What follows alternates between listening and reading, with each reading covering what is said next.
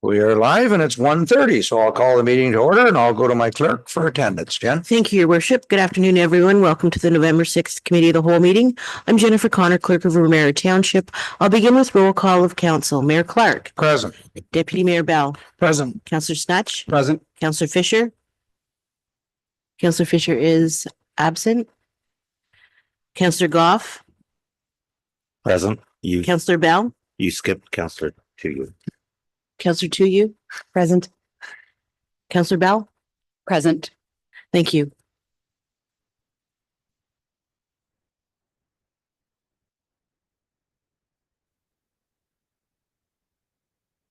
Your batteries die. This meeting is being streamed live on the Township of Ramara YouTube channel.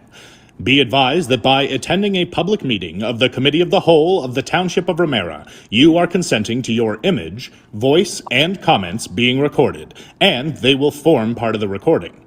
The chair, CAO, and/or clerk have the discretion and authority to terminate or interrupt the live streaming in exceptional circumstances where the content of debate is considered inappropriate to be published. Attendees are advised that they may be subject to legal action if their actions result in inappropriate behavior and/or comments. Okay, thank you. Do I have a disclosure of pecuniary interest for any member of council? I didn't see any on the agenda. I may have, I guess I will have, sorry, on the budget under the wages for employees. Sorry, I should have disclosed that before. And it's under, well, we'll get to it. It's under the Committee of the Whole report.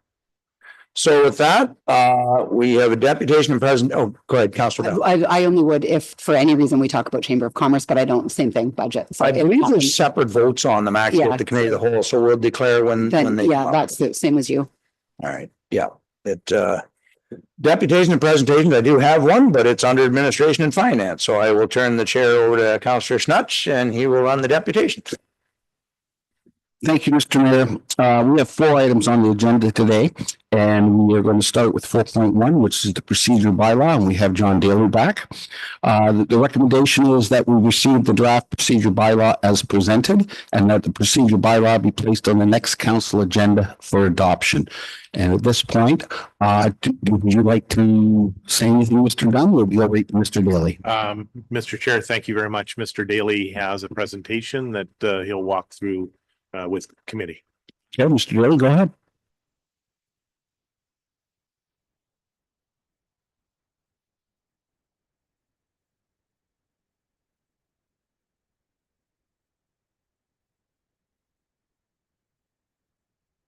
Your worship and members. So thank you very much to Robin for asking me to take a look at your procedure bylaw. It's been a slow year when a clerk hasn't read a procedure bylaw. So it was great getting a phone call asking me to come and take a look at your procedure bylaw. And I've worked with your clerk and asking some questions. I've watched some of your council meetings to see how meetings proceed. And I presented to you a draft procedure bylaw that I think it's eliminated somewhere around 7 pages. We've got it down to around 27. That was not the objective when I went through, because I think there was a lot of information in your procedure bylaw that has probably been added over years. And when you look at how your council meetings have functioned, that item may not have been appropriate to be in there. And an example is, for many that don't know, I used to be the county clerk, and we transitioned from all our motions being in writing and being collected off the floor and being brought up to the warden. They no longer do that. So again, where you have a procedure bylaw that speaks to all motions being in writing, you have to visit your procedure bylaw every once in a while. So that's what we've done with your procedure bylaw.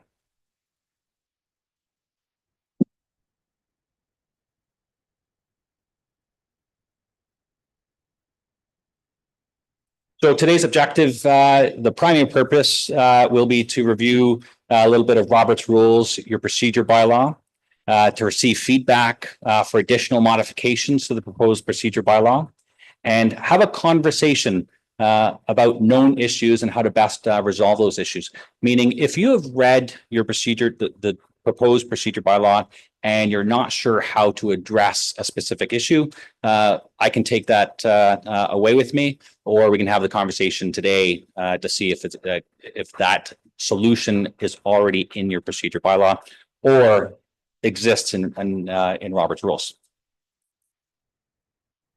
So this slide was actually at the very end when I first crafted the slide deck. And I thought it was probably a good idea for me to pull it all the way up to the beginning of the presentation, because you've had the luxury since last Friday to read that procedure bylaw. And in reading the procedure bylaw, if there's something that stands out, I can take that under advisement now. And then as we go through the presentation, I can attempt to address that. So if there's any items that come to mind, I can certainly take that now, or again, as we go through the presentation. I had 913B and it was to reconsider. No discussion on, hang on here. I think if I wrote it down right. Oh, it's A actually. Question to decide reconsider a majority of vote of the total council members. So that would be 4 regardless of how many are at the actual council meeting. So it's 913A. I always thought it was 60%, but you're saying a majority of council. So to reconsider, we have a council of 7, it says here, you would need 4 votes of council. Regardless of how many council members are at, it needs a majority of council, correct? That would be correct. You're right. I think that's actually a good observation. When we identify that we have a 7-member council, the contradiction is if you have a majority, but if you don't have your full 7, then it's your majority of what you have. So whatever your quorum is, your quorum would be 4, then it's your majority, which you still would be limited to your 3 is your minimum. So you could, but my concern with that is council passes something, 2 councillors go on a holiday, the next week there's a vote to reconsider, 3 councillors overthrow a decision of council. So that's why I've always thought it should be 60% or 4, a majority of the 7-member council to reconsider, because as soon as the members come back, they'll just revote and put it back the way it was. And I don't want to get into that craziness, right? I think that paragraph can be improved by simply removing number 7, and it stays with the majority of council, because based on whatever your attendance is, your attendance determines what your quorum is, and then you have a majority vote. No, I think it should be 4 to reconsider. Because if you don't have a quorum, council could reconsider with a minority of council members. And then as soon as the 7 members are back, they reconsider again to put it back to what that would be my fear. So I like, that's why I just wanted to clarify it. You need a majority of the 7 members to reconsider something at any time within the calendar year. I mean, a new calendar year is a new calendar year, but I think I want a clarification on that you need 4 votes to reconsider.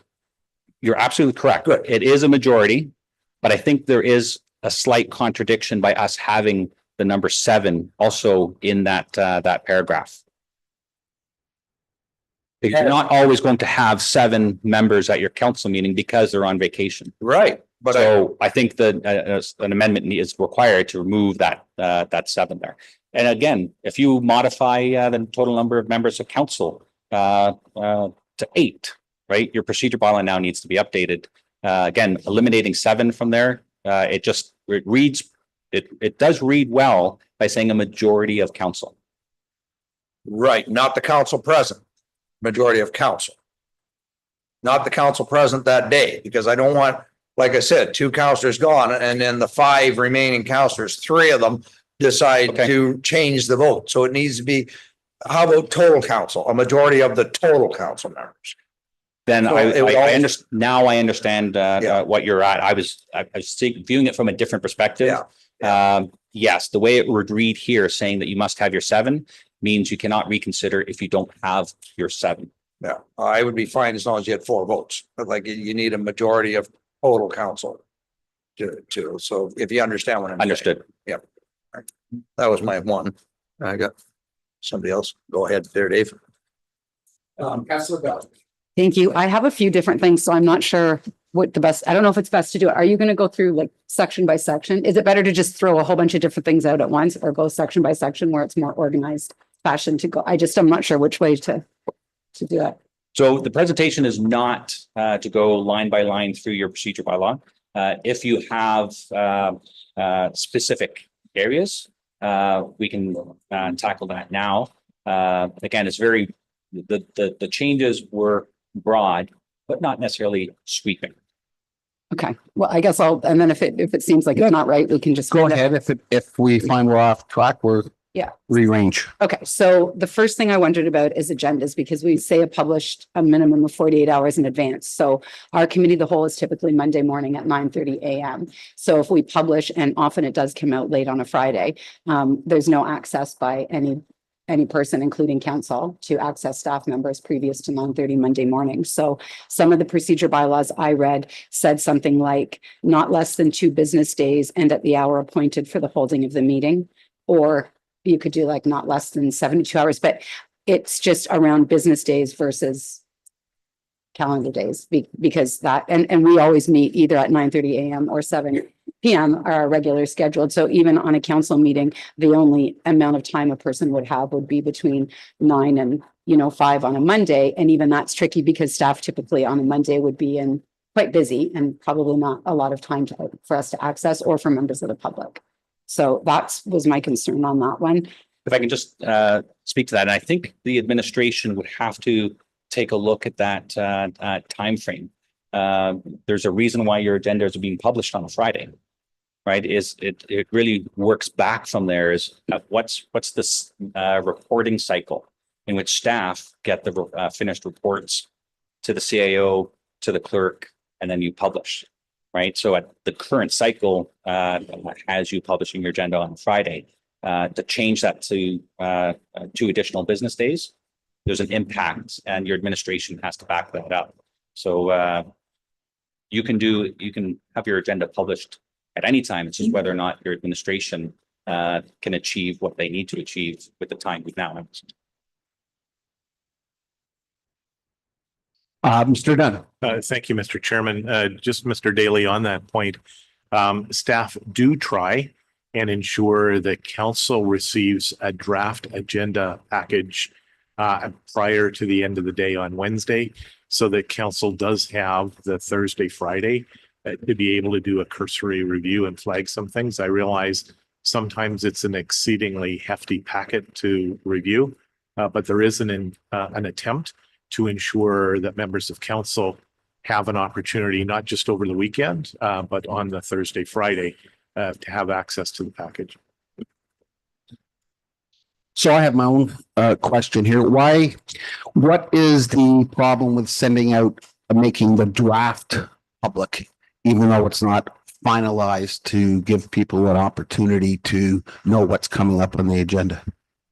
I'm sure there's good reasons. I'm just asking. Mr. Chairman, I will rely on my experienced colleague to talk about the pitfalls of distributing it to the public, a draft agenda, until it's finalized. Maybe I can ask Jennifer to comment on that.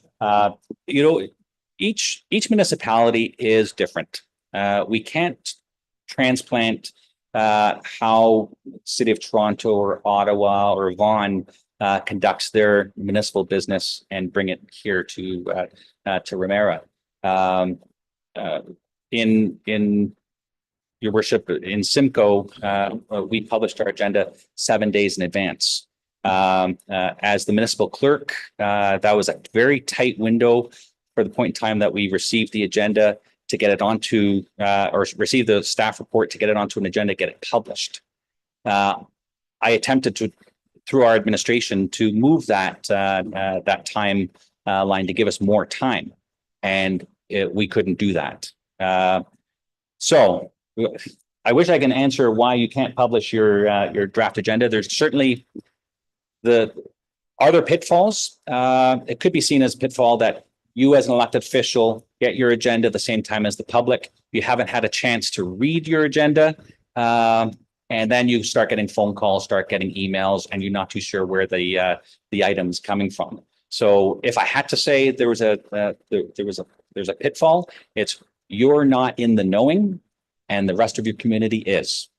So you would have to be on the ball, that when you get your agenda on your Wednesday, you start reading your agenda on the Wednesday because the phone calls and emails will start on the Thursday.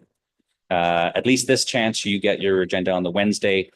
You have time before it goes public on Friday, and then, but to your point, the public can't call your staff on a Saturday and a Sunday, but they can certainly send emails, and staff are reading emails. I know my iPhone was never in the side drawer on a Saturday and Sunday. I'm sure your staff as well work through the weekends as well, responding to public inquiries. But yeah, there is a pitfall for you as an elected official. Thank you. Councillor Bell. I have with you. Okay, thank you. Well, I appreciate what you're saying. I guess the only thing I would say is so you're saying business cycle, but if we knew that the business cycle was to have the agenda out on Wednesday, then we would just be moving to transitioning to having the agenda out on Wednesday, for example. So I guess the business cycle is a business cycle. Like, so I don't really, once you establish that that's the cycle, it's just so, and yes, I guess people could be looking at their email on the weekend, but I don't think that we should assume or ask staff to look at their email on the weekend. Yeah, So and we that's the can't thing. by law Yeah. ask staff to work after hours. Practice is one thing. Ultimately, what I'm saying to you is you can modify your business practice, but if you have a meeting cycle every 2 weeks, I had a council where we met every 2 weeks. And as the clerk, we were doing agendas, minutes, bylaws, and it was rare to try to get out of that cycle to actually do what I'll call real business, where you're doing licensing and privacy and records and information management. So it really does ultimately come back to, can you back your business cycle up so staff have the appropriate amount of time after a committee meeting, after a council meeting, to write that report, to be able to get it onto that agenda by the deadline in which your business cycle is established, whether it's the Wednesday or the Friday. I have a question for Jen. Jen, we did move it back because when I first came on council, we didn't get it on Wednesday. So can you tell me when we did that? And I do believe that we moved it back a day about 2 years ago. So it gets published to council, even if it's in draft form, on the Wednesday, released to the public on Friday. Right. Yes, thank you. Oh, Councillor Bell, do you have other ones? I do. I have a couple. Thank you. So on the next one, on meetings of council, and this today is a good example.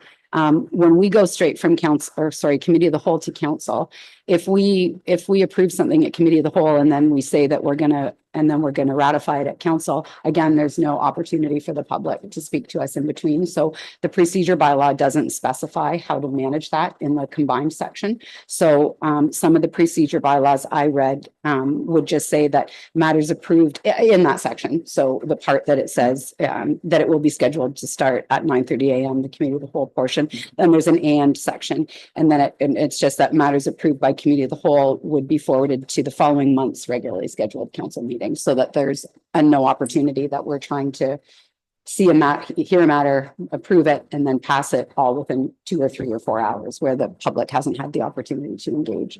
So that's another one.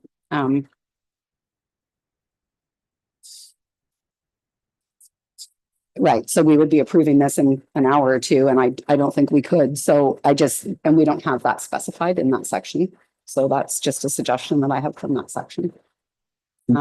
Sorry, I'm just going to inject one thing. There will be times where something because of urgency, we will need to put things to.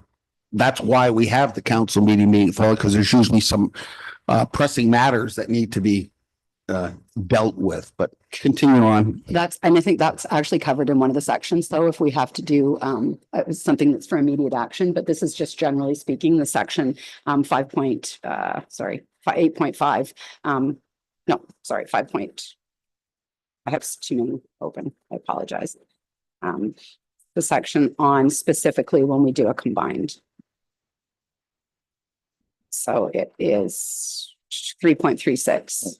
3.36. Yeah, so it was in months where only one council meeting can be scheduled due to public holidays or municipal election. A combined committee of the whole and council will be scheduled with a start time of 9:30 a.m. So it's just under that, which is separate from the place where we talk about items requiring the immediate attention of council. This is a separate section. So it would pertain only to like when we schedule, specifically purposely schedule a combined. So it'd be in that section, 3.36. So that was that one. On that one, if I may, yeah. Again, we only schedule them when we can't fit a council meeting in. So I mean, if a councilor had, what we could do is just never schedule them. Because we look at our year's calendar and the reason why, and it's to get the business of the township done without having to delay the committee of the whole for another entire month, which is what it would be. It'd be, because if committee of the whole was on the second week, it would be the fourth week of the following month that would be ratified, and that would delay the business of the township too much. So you'd either have to schedule an emergency council meeting in there. We chose, well, to save the money and just do it at I think there's only 2 scheduled in the next calendar year because of holidays. So it's kind of a case of if like, I mean, if we have an issue with it, then we just wouldn't do a combined, but then we would have to have a emergency council meeting scheduled sometime in the week of. Because I don't think you want to leave the business of the township for 6 weeks. As opposed to 2. That's the issue, so. But I understand what the councilor is saying. It's like, you've announced that you made the decision and you passed it with no less input from the public. I get it, but that's why we only do it when there's extreme conditions. Like I know some townships, Ormondowney doesn't have committee of the whole. Everything's a council meeting. They break into the committee of the whole. They do it, they pass it that day. Everything's a council meeting. So it's the choice of council. We try and leave that period if we can, but there's situations with the holidays where we don't. So I'm fine with the way it is, but I understand the councilor's concerns. I do. To you, Councillor Bell. Thank you. Under members, it's 4.5, no member shall, and it goes into, well, there's a typo, actually. It says Her Majesty the King. So just a typo, but I think that and I looked at some other procedure bylaws and there's an additional line. So this speaks to the king, the royal family and so on. And then there's an additional line that says, or the province of Ontario and its established public sector organizations. So I would like to add that just because I do think it's appropriate that we are a creature of the province. And so I think that our role is to respect the governance of the province. So that's just a suggestion that I feel like that should be there. Excuse me, because it does say legislation assembly of Ontario. Oh, sorry. And then it's established public sector organizations piece is what was missing. I know I have so many open here. So if you had, I don't know, a conservation authority, for example, it's not specifically the province of Ontario. It's a public sector organization that is, I mean, it's under the province, but it's a different and separate body. So I read some of the procedure bylaws I read, moved that out and it said the established public sector organizations separately, just to make sure that any of the other or crown corps, like let's say Agricorp came in, for example. So it would be a crown corp. So it would still be, it's a body of the province, but it's not that province. So that's just something I found in a lot of other procedure bylaws I read. It's just an inclusion. Yeah, I mean, I certainly wouldn't agree when it came to Lake Simcoe Conservation Authority because we actually did object to them and we got a new memorandum of understanding by doing so. Like we were able to affect changes. So I certainly think the Legislation Assembly of Ontario, because that's our, lack of a better word, parent, and we only exist because the province allows us to exist. That's the reality of municipal government. The province can do away with us with a swipe of a pen. We're here because they allow it. But as far as the other organizations, we should be free to lobby or criticize against them if we don't feel they're effective. So, you know, John's got a comment for Dave. Mr. Daly. And Mr. Chair, I'll be honest with you, I actually looked at eliminating this section altogether, breaking it down to one paragraph that says, thou shalt not speak disrespectfully of any person or organization. And you're done. You don't need to, get into the public sector organizations and whether or not it's the Legislative Assembly of Ontario or not. But again, this is fairly typical that you'll see in procedure bylaws. But to add, other public sector organizations into 4.5A just adds additional clarity that you mean the conservation authorities. Don't speak disrespectfully of the conservation authorities. Doesn't limit you from advocating or otherwise, but that could be easily an easy addition. So are we, If I may. Go ahead. Speaking disrespectfully, you're right. I actually agree with. We can still criticize the actions of, but they're behaving in a certain way we don't agree with. but you don't call them names or whatnot. So disrespectfully, I don't have a problem with that wording of it. Yep. Okay. Thank you. And then the next one was under council liaison persons. We never define jurisdiction. So when we have jurisdiction as who assumes the chair when we're in committee or council. And it's been defined to me internally that it's also so staff know where to place items on an agenda. So I understand those two pieces, but it doesn't define. So for example, if you're the planning chair, does jurisdiction mean that you're involved with the planning department and you go to planning meetings, or does jurisdiction not mean that? So the way that it has been explained to me up to now internally, it just means that's the part of the agenda you chair and that's it. So therefore you would not involve yourself with the planning department if you were the planning chair. So we don't actually define what we mean anywhere in this procedure bylaw. So I think we need to know what jurisdiction means. And through the chair, there are appropriate places for roles and responsibilities. The procedure bylaw may not be that place, right? You have terms of reference, and I've seen procedure bylaws where terms of references are Schedule A through Z because they have that many committees and work groups and so forth. A procedure bylaw is to start your meeting and to get you to the finish of the meeting. If you need a terms of reference for each chair of the liaison group, then make terms of reference, and it could be 10 pages long if that's what you need. But your procedure bylaw, and I'll get to it, certainly needs to be succinct and clear. And if we add 10 more pages just for role and responsibility, it loses that clarity and that focus. So in terms of reference, I suggest a liaison role can be in a terms of reference held elsewhere, still approved by council, certainly, but not necessarily under your procedure bylaw. Thank you. That's actually what I was looking for, was that clarification, because I've had that question. So people don't really understand the difference between the two pieces sometimes. So I think you just brought clarity. And also, yes, I think we would need to have, a terms of reference that explains what the jurisdiction means. So I just think that's a good thing to talk about. On the next one, it's more just language, and it's just in one section when we describe alphabetical order, we say in alphabetical order using their surname. But under recorded vote 8.5, we don't use that terminology. So it would just be modifying it so that it does actually say using their surname, if it's using their surname. So just to make it clear, because the other section does say that.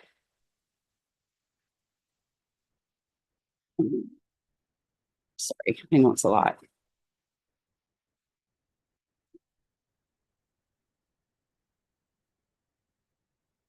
Right. So in the notices of motion, we define it specifically as to the clerk by noon, the Monday, the week the agenda is being prepared. But for example, today our meeting is on Wednesday.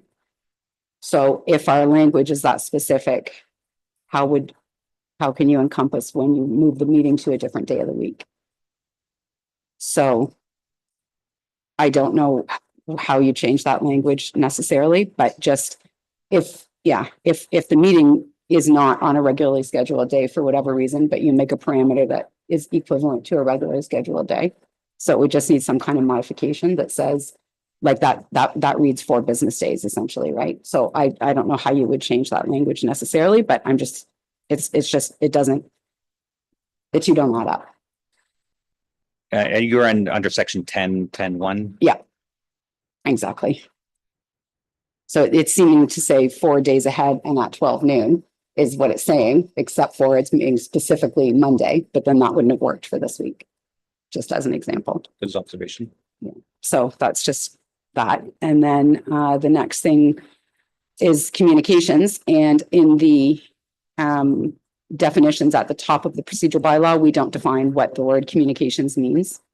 So I don't know if these communications refer to the public communications. So it says members of the public can send in whatever, but it doesn't actually define what you mean in this particular section by the word communication, because then a separate section talks about the council information package. So I think we just need to have the definition of communication so we know what applies to what section of the procedure bylaw.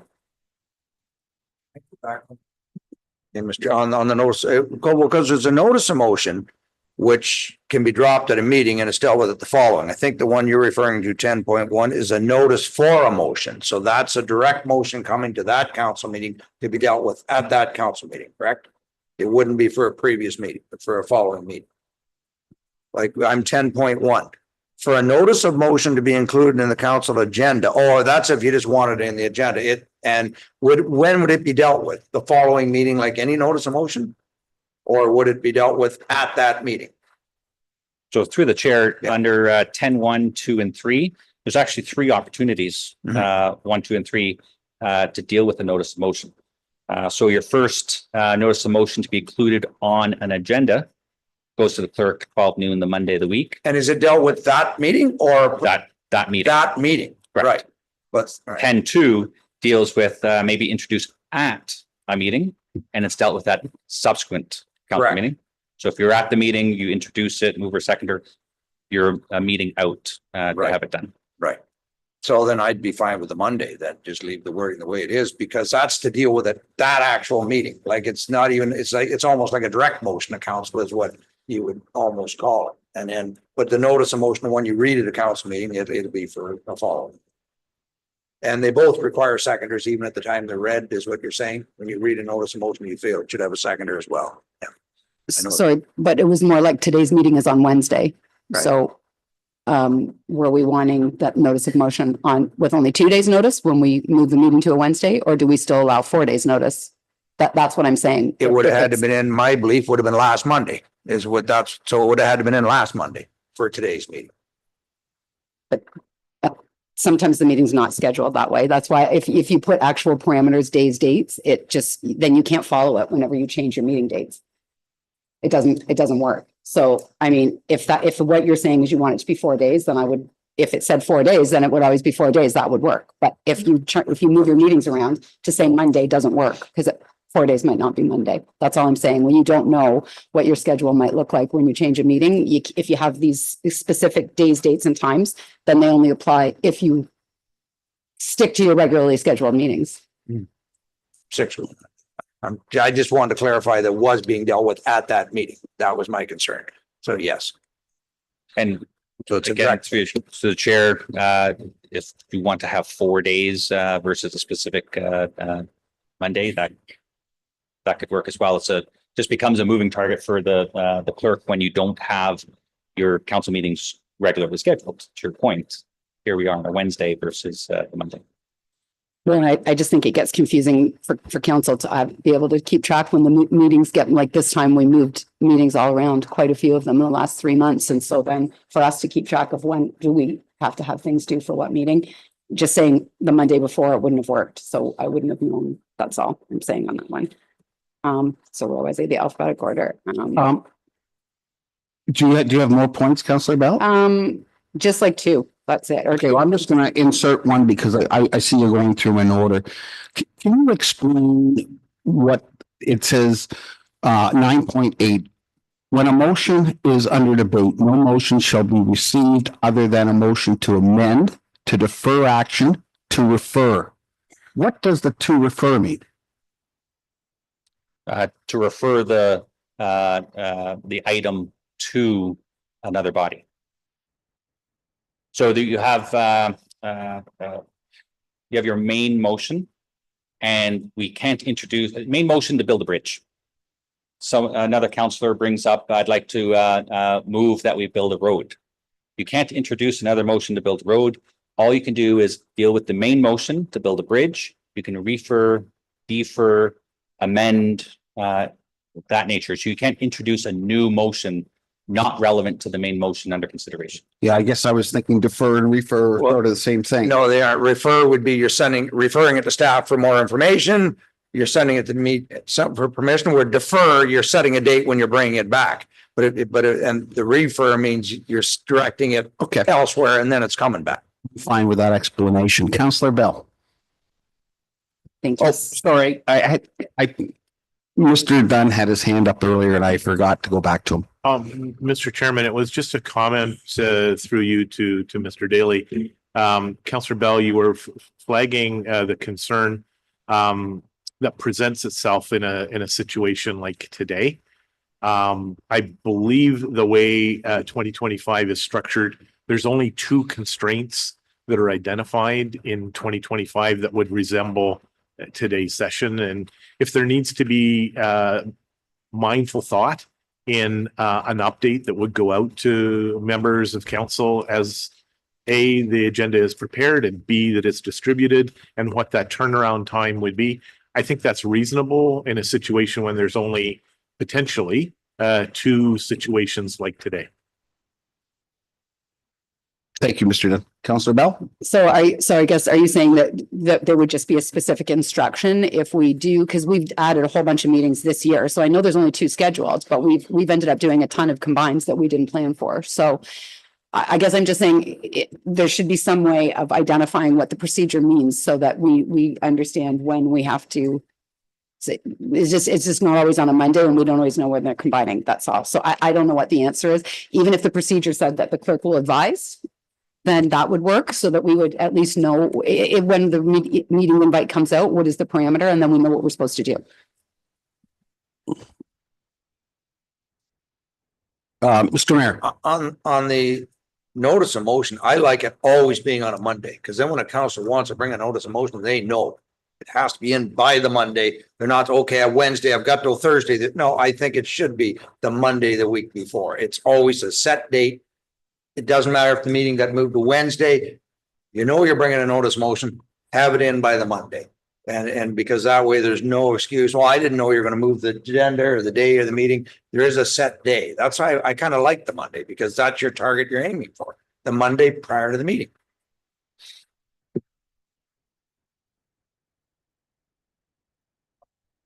Either way, I'm not going to die on it, though. No, neither am I. It's just because, yeah, like it just, if you move the Monday, if you move it Wednesday to next Wednesday, then that's where it gets sticky. That's all. But okay, I got you. Now I just have to remember where I was. I'm sorry. So communication, I said that.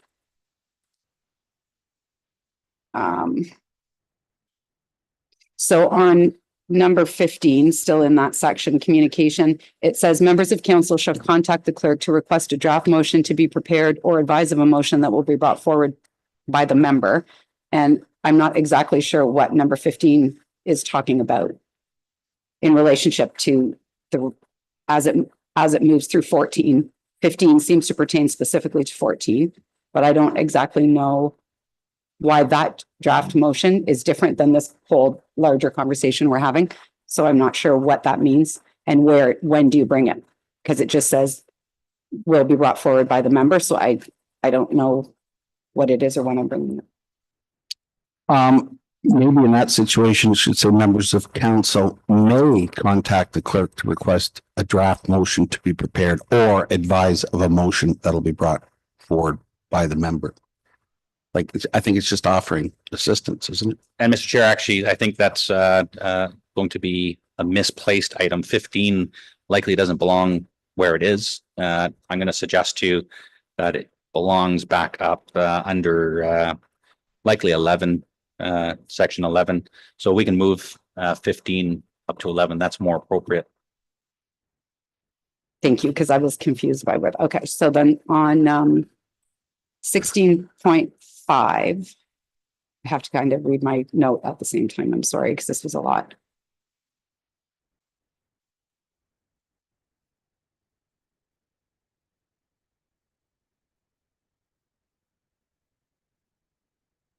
So yeah, so 16.5, the council information package, it says in order to have a matter placed on the agenda, members wishing to submit items for inclusion on the agenda are required to have their submissions to the clerk by 9:30 on the Wednesday prior to the scheduled meeting. Items that are not received by the cutoff shall be placed on the next agenda. Okay, so we don't have a function in this procedure bylaw for reports from council. So for example, Joe sits at conservation. Joe doesn't bring us back a report about his work at conservation, and our procedure bylaw doesn't have a place for council to submit reports. So I guess my question is this where a council member could submit a report from a body that council member sits, or OPP or whatever it is? Is that the place where we could do that? Or would you add a section for reports from council on all the various boards and committees that we may be appointed to that are external to the township? Because otherwise, how do we know what the rest of us are doing? And moreover, how does the public know what we're out doing if we have no method to report it? I just need the clerk to remind me how that's done currently. Generally, if there's an update from a committee or a board that a member belongs to, they'll bring it up under announcements and inquiries. They'll announce that at such and such, this is happening. And through the chair, in addition to that, I suspect it's possible to also for a counselor to put an item under communications, bringing information pieces from Conservation Authority onto your agenda could also go under as a communication item. I guess I'm asking for your guidance on it because we don't currently do that. So we don't, the only time you would do it, would just be like a verbal update when you're in that particular section of the agenda. So most of us go out and do quite a few other things and then I don't know what anybody else is doing ever. So I think that if we had a place on the agenda to know that we can submit some kind of report, like conservation, I know every single month provides a package that's really easy. Except for last month, and it's really easy to share. So I would like to have that so that we can keep everybody else informed about the work we're doing, including the public. More important, most importantly, really. Okay, so that was that one, and then and thankfully I'm at the end. You'll all be happy to know on deputations and delegations. We talk a little bit about public, and I know that at the beginning we do our announcement about you're being live streamed and all that sort of thing. But I know a number of other procedure bylaws include a statement that says public attendees must maintain order and will not display signs or placards, applaud, heckle, engage in telephone or other conversation. Just no disruptive behavior at the time of a deputation or delegation. And I know that that's obvious, but it's just not in there. And so I think that's something that should be included as well. And through the chair, you're speaking about the behavior of your deputation. Yes, well, yes, exactly. Well, a person's so you wouldn't have the gallery, waving placards or clapping or doing that kind of behavior. And not that it's really ever happened, but I just think if you're doing it, it seems to be included in many bylaws. I just think it maybe should be there. Through the chair, and your point's taken, but if you fast forward down to 20.6, which is a little bit of a disconnect, it does say during open forum, no member shall speak disrespectfully of any person, use offensive language, disobey the rules of procedure or decision. We could take a look at that where we have the deputation section and see if we can link them better. Because if you could not see that deputation should not speak disrespectfully, then we need to do better. Mr. Mayor. While you're on that, 19.3, and I did tell you briefly there, John, all deputations at a regular council meeting shall be limited to items of concern to council. Can I change that to items within the authority of council? That came from one of my council members. So if somebody wants to, and it's not within our authority, we don't need to hear it here. And then and the rest can read the same as determined by the clerk in consultation with the mayor, but instead of concern to within the authority of council. Yes, yeah. So you're talking about, so if it's not within municipal, because I was going to bring that too, and I was trying to remember what else I had. Deputy Mayor. Is there any times that might not actually apply? Like if somebody was concerned about the MTO and the traffic studies in bracket, maybe they want to come here so that we represent them when we go to one and we have a concern to take them. That one gets tricky. Another example would be the garbage, right? I mean, they're doing a deputation on garbage pickup and it's out of our control, but I think sometimes the residents, and I'm agreeing with the deputy mayor, want us to take our case to Simcoe County as to why garbage service has been stopped in certain situations. Councillor Bell. I did read some procedure bylaws where they have an addition to that section, and it just says that it could come if it's not within the sphere of municipal, as long as you had another sponsor on council who agreed that that was something that was relevant to our council, that you just had to have that, and then you could bring it if you had a sponsor. So I wonder if we could add that kind of language. And then can I ask for an example of, like, this is to make things better. So what are you seeing that says we need to do that? Are you having issues with the way we do it now? I mean, are the people being denied to make a deputation? Is that what you're trying to say? No, but when the mayor's saying if it's not in our sphere, we shouldn't hear it, then I read procedure bylaws that said as long as you had a sponsor, you could bring it. So in other words, a person wouldn't just go directly to the clerk and say, I don't know, I want to bring a deputation about bananas. But if they came to me and said, Sherry, I really want to bring a deputation about bananas, I think it's relevant because then I would be their sponsor. And then that way it would be, so you would just have that. So instead of it just being, no, it's not in our sphere, we don't do it. It would be, it's not in our sphere, but you could do it if you have a council sponsor to do it. Mr. Mayor, In the past, and I've had this happen when I was mayor, I've denied it. Council can always vote and allow it if they want. So a majority of council can always allow a deputation if they feel it's important. But I've always turned, okay, that's not within our jurisdiction, and I just turn it away. And that's it. I do the same at county. I do the same here. But council, at any time, if they feel it's important, a garbage issue, a quick vote of council, you can allow that deputation, and then we want to endorse it. So that's why I kind of want it, that it's within the authority of council as determined by the clerk and mayor. But council can always, at any point, can they not, over vote to say, we want this deputation. Certainly through the chair, you can always waive the rules of procedure to allow a matter to come forward. Keeping in mind again, that you have a full agenda with topics of your jurisdiction to get through. You certainly don't want topics being brought to that are clearly not within your jurisdiction that you may already have an avenue to resolve. So if a member came to say my blue box was not picked up, you would not be debating that. I suggest here that would be referred up to the county. But again, speeding on a provincial road or a county road going through your municipality, you have a vested interest in that, right? So you'll have that avenue. And if you wanted to have a council member of the public come up here, it's waive the rules procedure to discuss an item that's not necessarily within your sphere. Just that road is not necessarily within the sphere. Traffic safety, public safety is within your sphere. So there's always avenues in order to have business conducted. Councillor Bell. Thank you. So but would it be better to do it as waived? Because then you have to go through the whole process and then that's not as transparent. I mean, not as easy for the public to understand. Or would it just be like the mayor is suggesting, just saying that it would be by vote of council? Like, just so there's some language in the procedure bylaw versus no language. So I'm just wondering if it went, just as the mayor said, that if it's not within the sphere or jurisdiction, that it would just be by vote of council. But at least if we have that in the procedure bylaw, that's then transparent and clear for the public. Through the chair, our conversation here started with the word concern versus jurisdiction.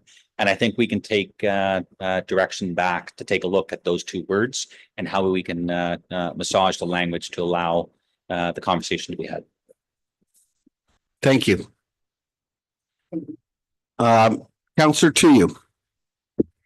Thank you. Through the chair to Mr. Daly. Thanks for putting this together. While I was trying to familiarize myself with it, it sort of occurred to me that, we've spent a lot of time as a council trying to familiarize ourselves with our current procedure bylaw and municipal governance reviews, et cetera. And I just was thinking it would be very handy if there were like a red line version of what changed here, because there's 5 pages that are gone.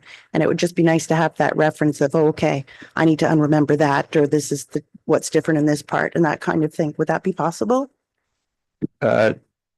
And thank you for that feedback. I have a document that cross-references the various sections. Regretfully, I was maybe my computer was too smart, and when we're taking entire sections from page 15 and bringing them up to page 5, the red line version looks atrocious.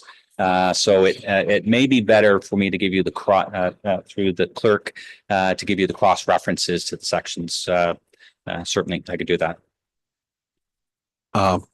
Good point. I think we've sort of asked that with most of the documents from council, that anytime we get a new document, it should be red lined. And I noticed that we did start getting documents like that. I don't know if we've gotten away from it lately, but good point. Councillor Bell, do you have anything else? All right. Well, thank you very much. That was some great feedback. So the primary purpose of your procedure bylaw is articulated in the municipal act. And it simply says the calling, the place, the proceedings, and notice of meetings. It doesn't really get any more complicated than that. when you think about your procedure bylaw or procedure bylaws that you may have read, I don't know if during your research, you took a look at the city of Toronto. A lot of municipalities look at Toronto and say, what are they doing? Well, their procedure bylaw is over 100 pages. So they do a lot more than calling place proceedings. When it comes to proceedings, your main motions, your motions to amend, that is 690 pages to guide you through that. Again, reading your procedure bylaw is it's a primary goal for an elected official when you first get elected, understanding it, and then picking up a copy of Robert's Rules. I don't necessarily recommend this version because even as clerks, we don't get into probably over 3/4 of the items that are in here. But it's important to understand the proceedings and what you're going to face in a council meeting. And normally, I'll say, we've all experienced the main motion, motions to amend, refer, defer, and maybe we get into reconsiderations, right? There's not a lot going on in council meetings that you need nearly 700 pages to tell you how to get from point A to point B. So your procedure bylaw can be fairly lean as well. So the Municipal Act carries on talking about what do bylaws do? Because we call it our procedure bylaw. And again, that comes to us from the Municipal Act, and that comes to us from the province of Ontario, not speaking disrespectfully of the province of Ontario, but maybe it shouldn't be called a procedure bylaw. And I'm going to get into that in a moment. The Municipal Act, in fact, does not recite the words rules of order. It's silent. It's the municipality, it's the clerks that come forward to say, are we using Robert's Rules of Order? Is it Benair's Rules of Order?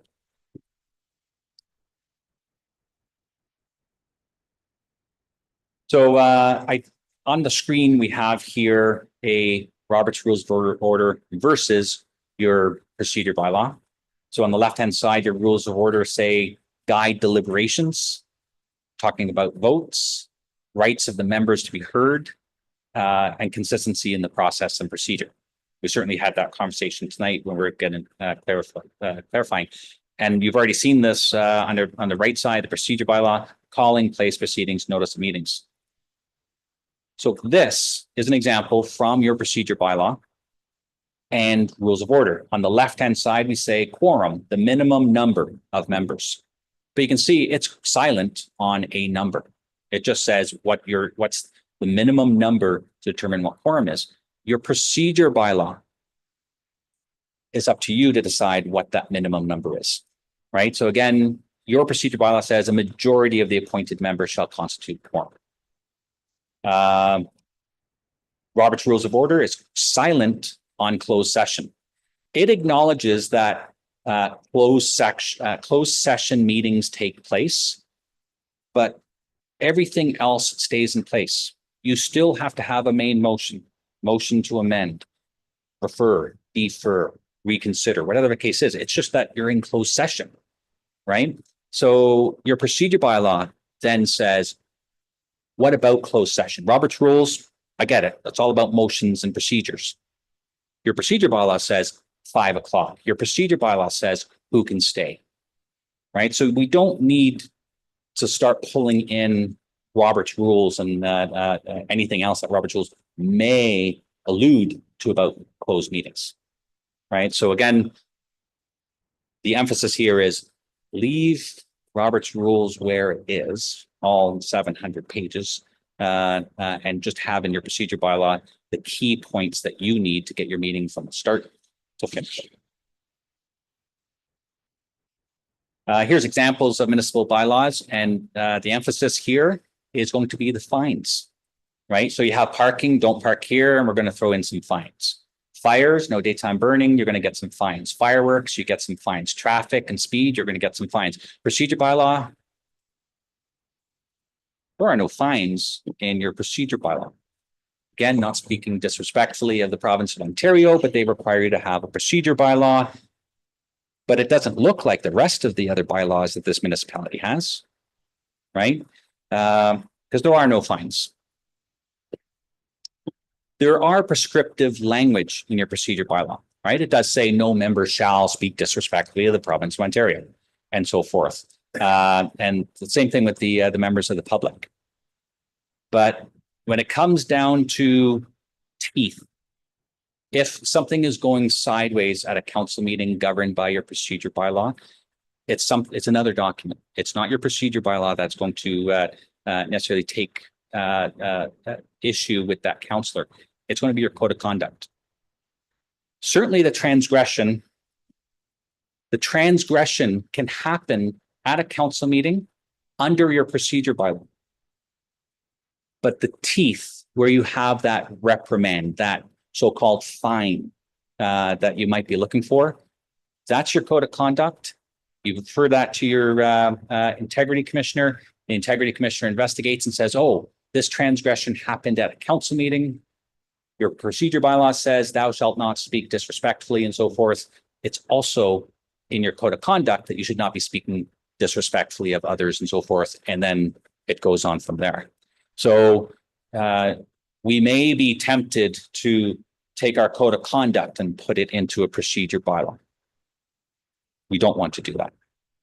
Procedure bylaws are about getting you from the beginning of your meeting to the end of the meeting. And probably 99% of the time, we don't have any transgressions during the meeting, and you don't need to worry about it.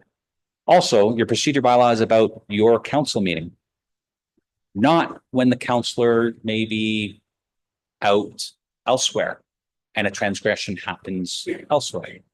And that's when your code of conduct comes in. So again, we don't want to blur the lines. Your code of conduct has to remain intact for all instances, and your procedure bylaw remains intact and clear from start to finish for your council meetings. So I just have a question before you move on. So how does the integrity commissioner fit into that section 223.45? Are you saying council can implement those suspensions, or does it have to go through the integrity commissioner first? Everything goes through. I suggest to you that everything will go through your integrity commissioner. Okay. Your integrity commissioner determines whether or not there was a transgression. I thought that's what it was, but it didn't mention anything, so I was just asking. And your Move integrity on. commissioner will come back and say, there was a transgression, you have two options available to you, and here they are under section 223. Continue on. So all this to suggest to you that a procedure bylaw should be designed to be user-friendly. I'd like to suggest to you that it's a user manual. And that's really what we should be bringing back to. Notwithstanding that in the near future, you will have your procedure bylaw adopted as a bylaw of the corporation because the municipal act requires it. But then the clerk's office should dismantle that bylaw and stop it from looking like a bylaw. Do not put the signatures in there. Do not put the preamble. Don't even put the number in there. Make it a user-friendly document with tabs and underlines and headings and so forth that you can in fact quickly open up and get to what you need. Bylaws are horrible, horrible documents. They are not user-friendly. We don't need a procedure bylaw that looks like a bylaw. We need a procedure bylaw that can be user-friendly and is a user manual, right? So that's my very strong suggestion to you. Some of the other comments, was I going to go through every single section of your procedure bylaw to tell you what I changed and so forth? They were broad, but nothing earth-shattering. Certainly we made them gender neutral. We changed mayor or chair or chairman to be presiding officer. The mayor is obviously still referenced in there for the context in which it's required to be. One of the most significant changes that I was able to do is bring like areas, like things together, right? And Councillor Bell's point is when we're talking about delegations that misbehave, they're all the way up here in 14, but where it talks about them misbehaving is in fact referenced down in section 20. We need to do something to connect that better.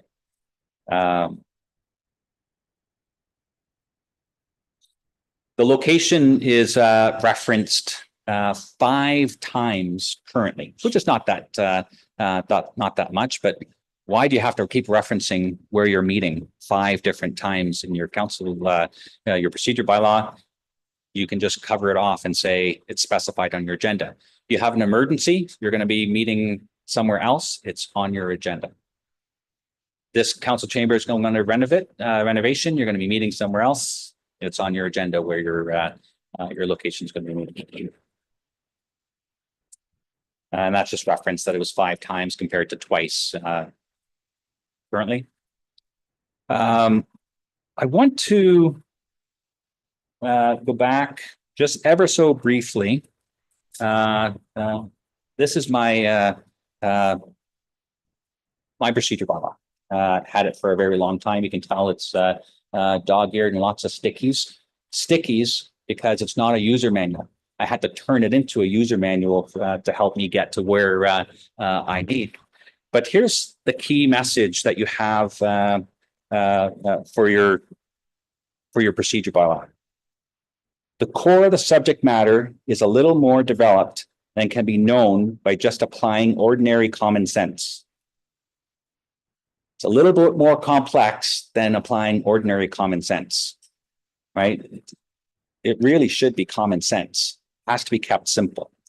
This book is not necessarily 700 pages of simple, right? Your procedure bylaw can be common sense, can be simple.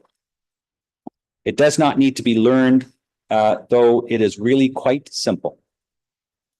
To my point, main motion, motion to amend, motion to refer, motion to defer, reconsideration. It is 5 steps for the most part. And then we're going to just make sure I have this. This is the 11th edition. Yes, I went out and purchased the 11th edition. This is the 10th edition, was 11 years out of date. This is the key emphasis here when we're talking about using your procedure bylaw as a manual. And again, right from our Robert's rules, and I'll shorten it up for you. To the extent consistent with its primary purpose as a reference manual. So even Robert's rules talks about that this is a reference manual, not user friendly, but it's certainly a reference manual.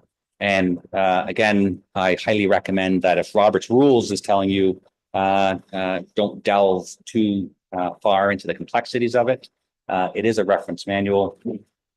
Your procedure bylaw can be an amazing document that you can use for new councillors, for old councillors, and during your term.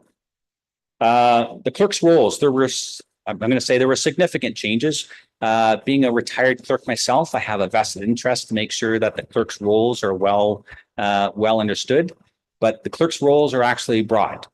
I looked at your agendas and I was suggesting, and I have suggested through its absence, that having titles and headings on all your agendas with absolutely nothing underneath that title or heading clutters your path forward. It does nothing to help your meeting get from the start to the end. So what you really need to do is rely on the clerk. Now, I had to change my language on this. I used to say it's one of the oldest professions. It's one of the oldest municipal professions. The clerk knows how to build an agenda, knows how to write minutes and bylaws. Your procedure bylaw should not really constrain your clerk to say, our agenda needs to have these 25 headings, but we're only going to deal with 4 of them on average, or 5 of them on average. It's your agenda, if I can just be so plain to say, it's a dog's breakfast. There's too many headings with no substance. You need to build your agendas with substance. Your time is too valuable to be reading through clutter, right? So that's my emphasis from this slide. Let your clerk do their job. build agendas, write minutes, write bylaws, and if they need a heading, they can invent a heading for the most appropriate title that you need to get the job done. Forms. I noticed I was surprised to actually see your delegation form in your bylaw. I suggest to you, it's not appropriate. Just on one aspect alone, municipal privacy. Municipal privacy changed this morning as soon as the IPC woke up this morning at 8:30 because they introduced a new order, and it likely impacted how municipalities are collecting information about your residents. Now you have this form in your procedure bylaw. The clerk will have to come back to council, change that form, put it back in your procedure bylaw. Forms do not belong in a procedure bylaw. Forms do not belong in bylaws, I suggest, because there's too many things that can go wrong. And also, there's too many things that can go right. Before COVID, we didn't have Office 365. That's not a plug for Microsoft. I don't have any stock in them. But there was a lot of online forms that came to fruition. And we pushed a lot of things to our websites to collect information from our residents. They no longer had to put pen on paper.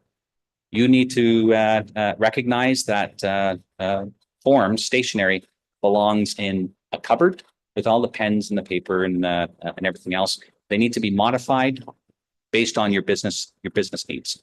And COVID certainly taught us how to rework our business needs. So I suggested taking that form out of there. And how do we succeed with your new procedure bylaw? It's definitely reading the bylaw, understanding the bylaw, ask the clerk questions. Preparing for meetings is the number one thing I can suggest. I'll just stop at that. Preparing for meetings, participation in meetings. Your roles as elected officials requires you to be seen by your constituents to participate in deliberations, right? And it's communication. Ultimately, your procedure bylaw facilitates that communication between each other and the communication with your residents. Closed session says don't communicate this with our residents, and by law, you're not allowed or you should not communicate that. But again, participating in meetings and communicate with each other. I've just said that. I won't necessarily go through what I heard because I think I have some takeaways here to meet with Jennifer on. But it was actually very good feedback. I think there's some language that could be clarified for your proposed bylaw. And I don't have anything else for you. Mr. Mayor. So on the clutter, I actually hear what you're saying, and I even look at our agenda for this meeting right now. I got environmental services, I'll turn the chair over, there's nothing there. I will do planning services, turn the chair over, there's nothing there. I'll do the protective services, turn the chair over, there's nothing there. And my suggestion was unfinished new deal with the agenda first, and then unfinished new business come at the very end. And you wouldn't bother putting those in this meeting because there's nothing on that. We're reading it, we're going through a motion and nothing there.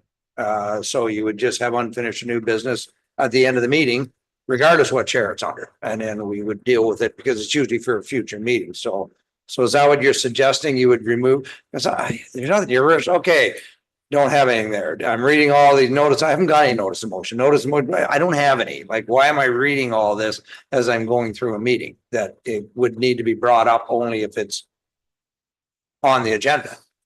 I think notices of motion that you would always have to read because if somebody wants to introduce one, but notice previously given, if there are none, I don't need it on my agenda. Let's just move on. So, okay. So am I understanding that correctly? What you're saying, get rid of that clutter? Through the chair, that's my suggestion for you. All right. Thank you. Councillor Bell. Thank you. I did have a couple of the last two things. I had a lot, so I apologize that I'm coming back. But you did remind me because you talked about refer, defer, all the different things we can do. So the only motions that we have used typically have either been approved, denied, received for information. We don't typically use the refer, the defer and all those pieces. And so, and I see that you didn't write those definitions into the procedure bylaw. So whenever the agendas are being prepared, the only option we ever have is received as information. And I feel like we need to have those options because sometimes receiving for information is not enough. So I don't know whether that's like, should that be in our definitions or is that just the clerk? Because how does the clerk know what we think we should refer or defer? She can't intuit that on our behalf. So I understand through the chair, you know, what you're talking about is procedure, right? And there's 700 pages for you to absorb procedure.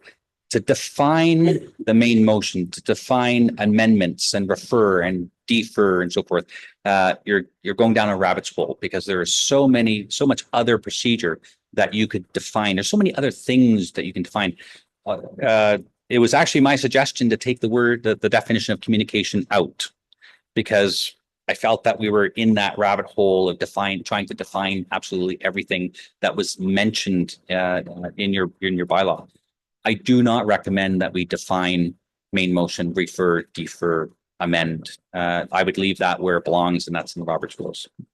Thank you. So I guess then how does the clerk know what recommendation to write? Or so the clerk is just always going to put receive for information. So at that point, is it up to council to say, I just don't know, how do we do it then? Do we say, so we get our agenda and everything says receive for information under, say, the council information package. So well, that's not a good example because Here's a good example here. It says that that if you look at number 5 here, 5.1, that we receive report 80/22/24 as information and that we direct staff to.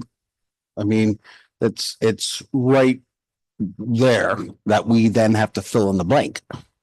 Oh, yeah, and a lot of times we don't have that. So I guess, is that what it is? You just have the fill in the blank always there? Or I just didn't think because to limit us to receive for information doesn't give us the opportunity to look at the motion.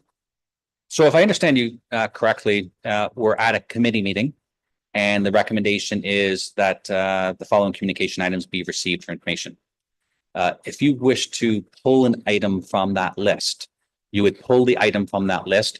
Everything else would be received. That one item is now becomes your main motion.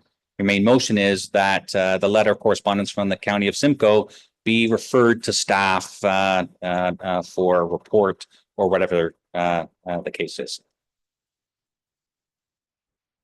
I just don't, because we never ever use anything but received. And so what ends up happening is we receive the motion today. And then the same business comes back next month and we receive it again. And then it comes back in 3 months and we receive it again and so on and so on. Like there's no definitive end to it.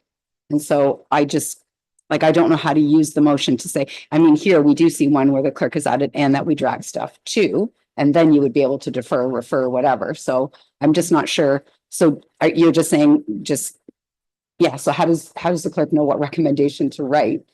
Because she doesn't know that we might want to refer, defer. Mr. Dunn would like to insert a comment.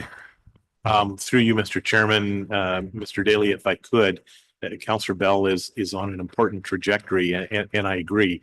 As staff, we never want to see things cycle back and forth. And what you were speaking to, Mr. Daly, about an item that is there identified because staff don't know, Councillor Bell, don't know what the disposition of council is. Somebody pulls that from that aggregated list of receive. And then that's when the clerk crafts whatever that resolution and direction is from council. I think that's where you get a definitive go forward and direction to staff regarding a written response under the mayor's signature or whatever that might be. I think it's very clean and it would avoid, that endless do loop of having things coming back. Thank you, Mr. Chairman. Yeah, I guess that's what I'm getting at. When we leave things just as received for information and we never make a determination that we're deferring or we're asking staff to do something, it just sits in the never ending loop. And we've done that quite often. So that's exactly what I'm trying to figure out. How do we end that loop? Because that doesn't leave staff with the ability to know what we're asking for because we're never definitive. So then staff can't do their job. Deputy Mayor, Yeah, I was just gonna weigh in, and I agree with you at certain times, Councillor Bell, but I think there's certain times we've actually pulled it out and amended those motions and asked for some staff direction, given staff direction as well. So I think it's maybe up to us to be proactive and really pull it out and try to do that. I get it's a little more work. We have to be more attentive, but I think it's been working so far, but I don't want to see anything miss, so I'm not opposed to it. I think we are addressing it as we go. And through the chair, I guess I would need a good example, because again, in my experience, if you have correspondence on a consent agenda, the consent agenda is received. The items on that consent agenda, using your language and my experience, do not cycle back onto a subsequent agenda. Once council has received those pieces of communications on the consent agenda, they go part of the official record of the municipality. The only other time that can come back is if that organization writes you another piece of correspondence. It goes on your consent agenda. You would pull it and then decide refer to staff report, or that the mayor write a congratulatory letter, and so forth. Thank you, Mr. Mayor. I think I have an example right here, like in our agenda, right after you, internet background update. So it's an upgrade document of where the internet is in our township and whatnot, and the recommended motion is that we receive the internet background report as information. It's not coming back. It's information we've asked for. We can see now if we wish to do anything else with it. We'd like to refer this to a future meeting and we can look at it, then we would add that. But there's no way staff can guess, so they just say receive it. And if we want to do anything other than that with it, we can. If not, it just goes in the document. And if a year down the road we want to deal with the internet again, we can ask for that document to come forward. We've received it, we have it on file. Like, I don't know what other suggestions staff would put on that. You receive it. It doesn't come back. I think maybe I have a better example. I was trying to sit here and think of an example. So let's say that at committee of the whole, I put a motion on the floor that I want a staff report to build a pickleball court. So then the staff report comes back, we receive it as information. That doesn't mean that we did any action. We just received it. So next month I come in and I say again, hey, you guys, I want to build a pickleball in Lagoon City by my house. And then you say, but you just asked us that last month and we received it for information, but I'm still not happy. So then in 3 months I come back and say, wait, no, I want to build a pickleball court, and on we go, because we didn't close the business. And I just keep coming back meeting after meeting. That's what I'm concerned about. Isn't that the responsibility of each counselor if something's presented and they want to put a motion on the floor, or if you want to build your pickleball court, isn't that something that at that point we would decide if we want to amend that? And if we don't want to amend it, then there's no pickleball court. If we want to amend it, then there's a pickleball court. I think what I'm getting at though is, would I not annoy you if I brought it every single month? Because all we ever did was receive it so we got the staff report back from infrastructure and then we received it. And then next month I'm like, hey, you guys, I still want to build the pickleball court. And you're saying, yeah, we just got that staff report last month and received it for information. But if we don't do anything with it, if we don't make a decision, I guess I'm saying, like, I don't know how you do that. Do we just keep on bringing it back forever and a day? Because we didn't do anything but receive. That's what I'm trying to say. I don't understand what we do with it. So through the chair, I do understand the question. You have a staff report that the recommendation doesn't action. The action is that we receive it. That is your responsibility as an elected official. You asked for that report to come forward.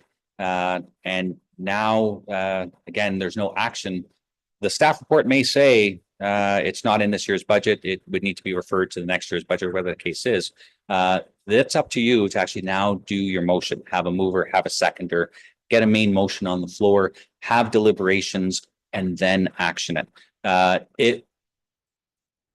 Not getting into the rabbit hole about procedure, but you then put that on the floor. It's now voted on at committee of the whole, goes to council, gets ratified.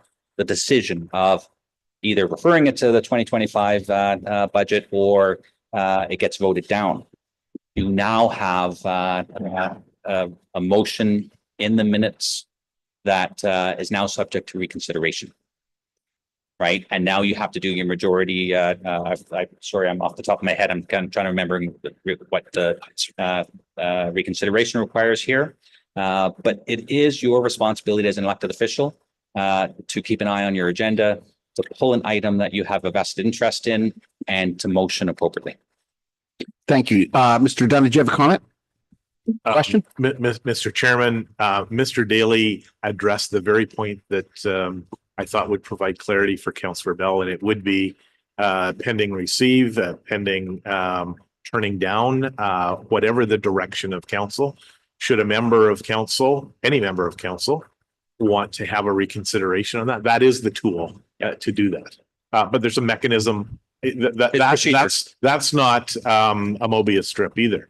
Thank you. Councillor Bell. Thank you. Okay, so I'm just going to paraphrase it. So what we've been doing wrong is not making sure that we put a specific motion on the floor and then close off the business with a motion. That's what I'm hearing. Because every time we just leave it as received as information and walk away from the agenda, then that's the responsibility of the council member who brought the business or whatever. Because that's the paraphrase, is just we need to make sure that we do our job and we have to put a motion on the floor that says something other than received for information. Pull an item Yeah. that might be listed as information because staff may not. Okay, continue on, Mr. Daly. Mr. Chair, I'm done my presentation. Okay. I was There's a merely couple more fielding any questions. I had a question on the same one though. Now, the thing is, let's say we use the pickleball. We'll use the pickleball court, for example, and Councillor Bell, I'm just using you as an example, says, yes, I want to build a pickleball court. Committee of the whole, we voted down. Traditionally, a negative motion doesn't show up in the council meeting. So the fact that we voted it down, so now the motion would be that we receive. Unless it says, and not proceed with the pickleball court. We would need to add that to the motion because you don't carry denied motions to council. You're giving direction to council. Understood. Through the chair, your minute is going to reflect that a vote on pickleball was lost. Okay. So the minutes or your committee report, if you will, goes forward to council. Is it traditional? Have I seen it a lot where a member pulls an item that lost at committee? No. Mostly because you're acting as a unified body. It's committee making a recommendation to council. And you're going to pull an item of count that committee is making a recommendation on. So to say that I haven't seen it doesn't mean that it hasn't been done. But again, the deliberations happen at committee, recommendations go forward to council, and then council ratifies those recommendations. If an item is on your agenda because staff, just much like a piece of correspondence, they're not asking for a response, they may just be informing you. The same thing, a staff report comes forward, they're just informing you about a matter. They're not asking for an action. However, to your point on pickleball, if you ask for that staff report, it's your responsibility as the elected official to pull it from the consent agenda and then action and motion. Any other questions? Oh, Councillor Bell. Thank you. That helps. I just want to get clarification so that we're doing our job correctly. That's all. So my last thing is actually for staff's benefit, not necessarily council's, but I noted, and I meant to say it when we were there, but in the delegation section, it says that the member of the public or the delegate could ask for that delegation up to 9 a.m. on the Wednesday prior to the council meeting. And I wonder if that really actually gives the staff or the clerk or anybody enough time. Typically, if somebody's coming in to do some kind of a presentation, they would need a lot more notice themselves than 9 o'clock the Monday before, because they're bringing in some kind of presentation, a slideshow, or they've done some kind of research that they're bringing. And so I think, I'm just wondering if we could give the clerk more time than 9 a.m. the Wednesday. Because I just feel like if the person is going to upload a whole, slide deck and all those kinds of things, it may not be giving very much time for that to be organized onto the agenda. So maybe the Monday before, like we have to do from the council perspective. Yeah, so Mr. Chair, that's again your business process and the timelines required by your administration. I can speak with obviously I can speak with your clerk whether or not 9 is appropriate.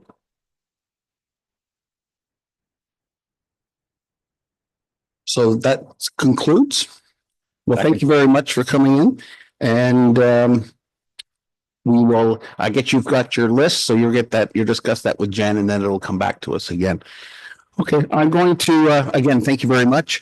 I'm going to suggest that we break to 05. Better read the motion first. Oh, sorry. Or that do nothing motion. That we receive as information. It was a joke. Joke. Okay, I know, I got it. Trying to be funny, yeah. Recommendation that we receive the draft procedure bylaw as presented and that the procedure bylaw be placed on the next council agenda for adoption. Can, all in favor? So should we modify the? Yeah, I was gonna say. Yeah, because now there will be changes to it. As amended. As discussed. And it's not the next council meeting because it's the next. Okay, Mr. Chairman, it is the next regular council meeting. okay. Does this say this? This says the next council agenda. Which is this afternoon, later this afternoon. Okay, so we'll put that word in there, regular scheduled council meeting. Counselor to you. Are you voting? We don't need it for, nope, all in favor?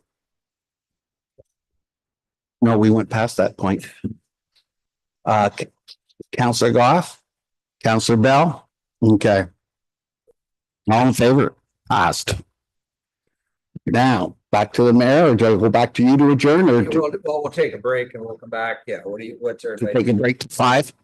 You didn't let me finish my sentence, 5 after. 5 after 3. Yeah, all right. Yeah.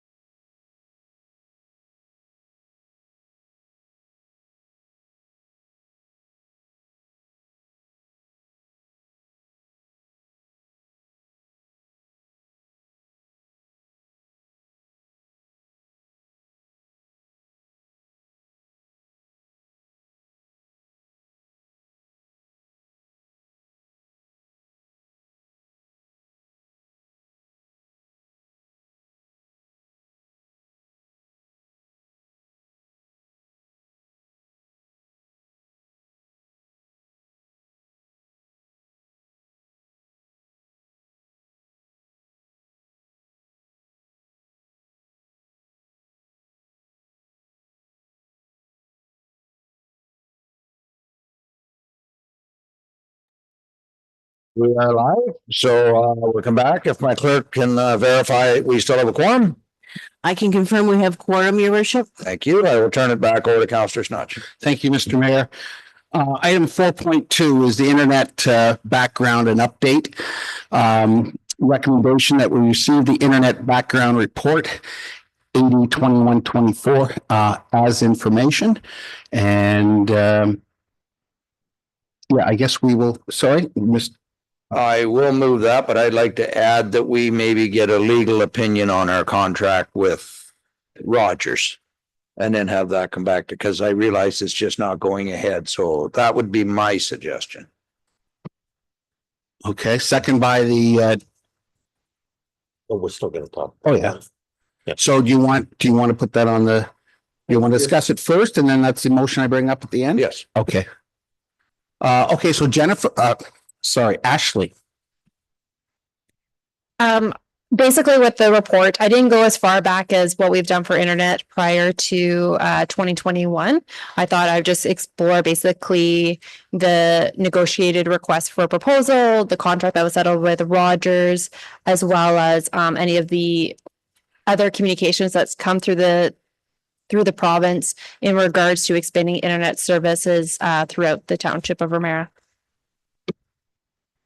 Okay, we're taking now questions. So Deputy Mayor, followed by Councillor Bell in a second. Yeah, I think I just wanted to address, I think Service Gap A it's been dealt with through Bell and they came in on their own. I know it's not part of this project, but we do now have 5 TV in that area. Absolutely. So, and I think I mentioned it. So when we first did it, it was Muskoka Wi-Fi. And if I want to get back into the history of it, we did provide Bell when they did the UBF application. I want to say it was in 2019, 2020. We did provide a letter of support. It did come here to council. And then when we did the negotiated request for proposal, Bell didn't provide anything with that. And at the time, they said they wouldn't, they didn't get the funding through UBF. But then after a couple of years later, all of a sudden, I think we heard from residents in the township that Bell was connecting and that's how we heard about it. But at the time, we didn't. And now that it is, Bell is expanding services within that area. And if you go onto our website, it shows kind of what Bell has had for the UBF funding that is supposed to kind of cover the rest of the township by December 31st, 2025. But Bell has a portion of it and Rogers has the other portion of that. Great, thank you. My reasoning for asking for this was basically, I don't have an issue. The only issue I really have right now is Rogers. And this has been going on for a long time, way too long. So I agree with the mayor that we should be getting a legal opinion to see what we can do as far as penalties or speeding this up. But yeah, it's just Rogers that I think that we need to do something to move along. Councillor, to you. Sorry. Dana had it earlier. Oh, thank you. Yeah, no, just further to what you were saying, Councillor Snutch, the residents of Service Gap B, they had sort of been under the impression all this time since that Rogers was going to be coming in with the fiber completed by June of 2022. So it's been a long, frustrating road for them. But now what's difficult, though, is it would be nice to have some kind of definitive answer if Rogers intends to follow through with what they're doing. Due to the difficulties they're having with the bedrock, because now Bell is coming in. They're asking people for consent to bring the lines to their houses. And a lot of people have been like, oh, no, sorry, I'm waiting for Rogers. Thank you. And they just sort of don't know what to do. So it'd be nice to have that clarification of who's coming and what the residents should do. Thanks. I don't really think that's what. So you're asking, in addition that we get a legal opinion on the contract, you want communications with Rogers? I wanted to get the legal opinion and then discuss as council and then figure out whether we should be meeting with Rogers or not. That's the way I wanted to approach it, but. I'm sorry, just to respond to that. Yeah, no, I think there's absolutely merit in doing that. But just if we are in conversations with Rogers, then just to find out exactly what the status is. They've done all that work to get the fiber in the ground, and it's that they've literally, come to a wall.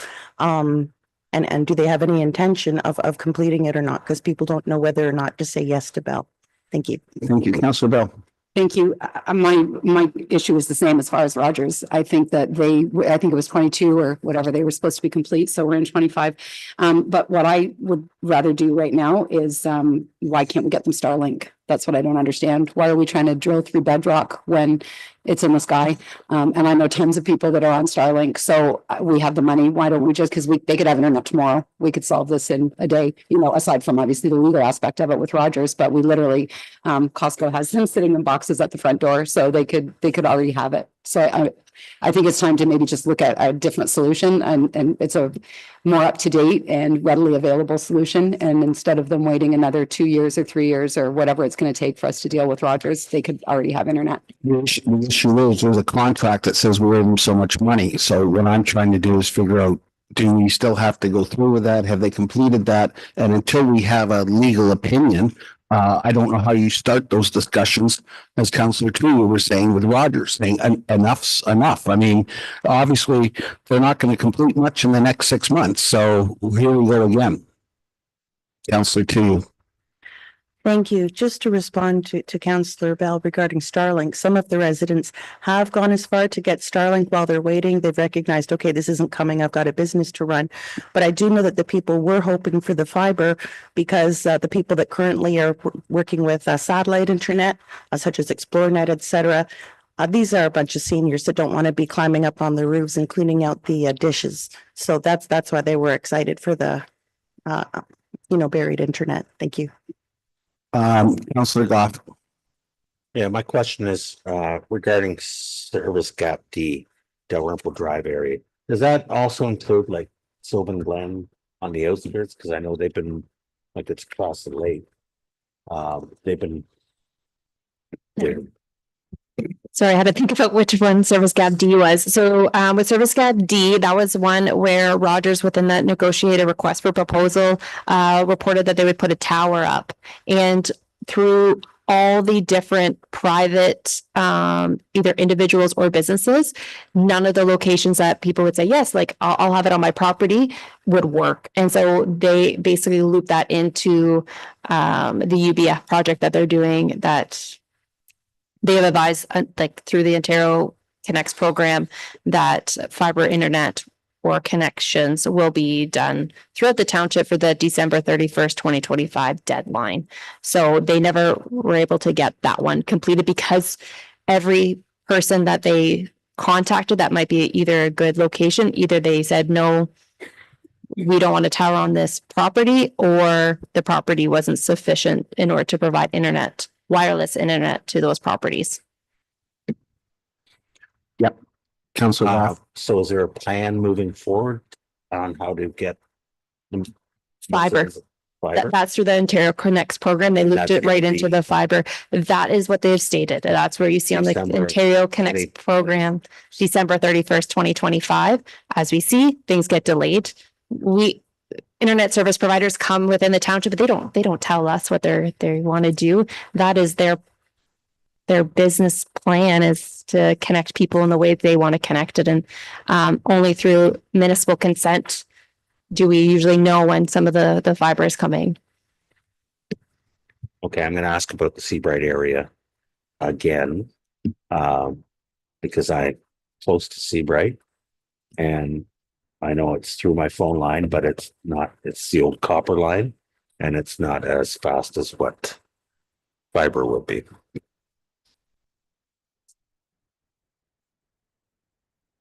Are you asking about when they're going to get connected? Is there a plan, or are we in one included? You'll be included in the Ontario Connects program that, as you can see from our website, if you click on it, I have it divided into the two sections with Rogers. So with Rogers Communication, it was UBF. It's a 140 million project. It said the target start date was January 1st, 2022, with the target completion date of December 31st, 2025. So it's with Rogers, not Bell. With Seabright, it looks like it's Roger. It depends on what side of Seabright you are. The other one would be Bell. So it depends if you are west of 45. Does that make sense? Where you,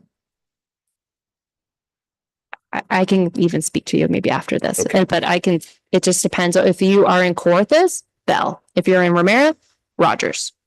Okay. Any other questions from council? Okay, so I will try this. So we will amend the the recommendation. Okay, go ahead. If I can, Counselor Snutch, that motion would read that we receive the Internet Background Report 80/21/24 as information, and that staff receive a legal report on the contract with Rogers. And that was put on the floor by Mr. Clark, second by Councilor Goff. All in favor? Passed.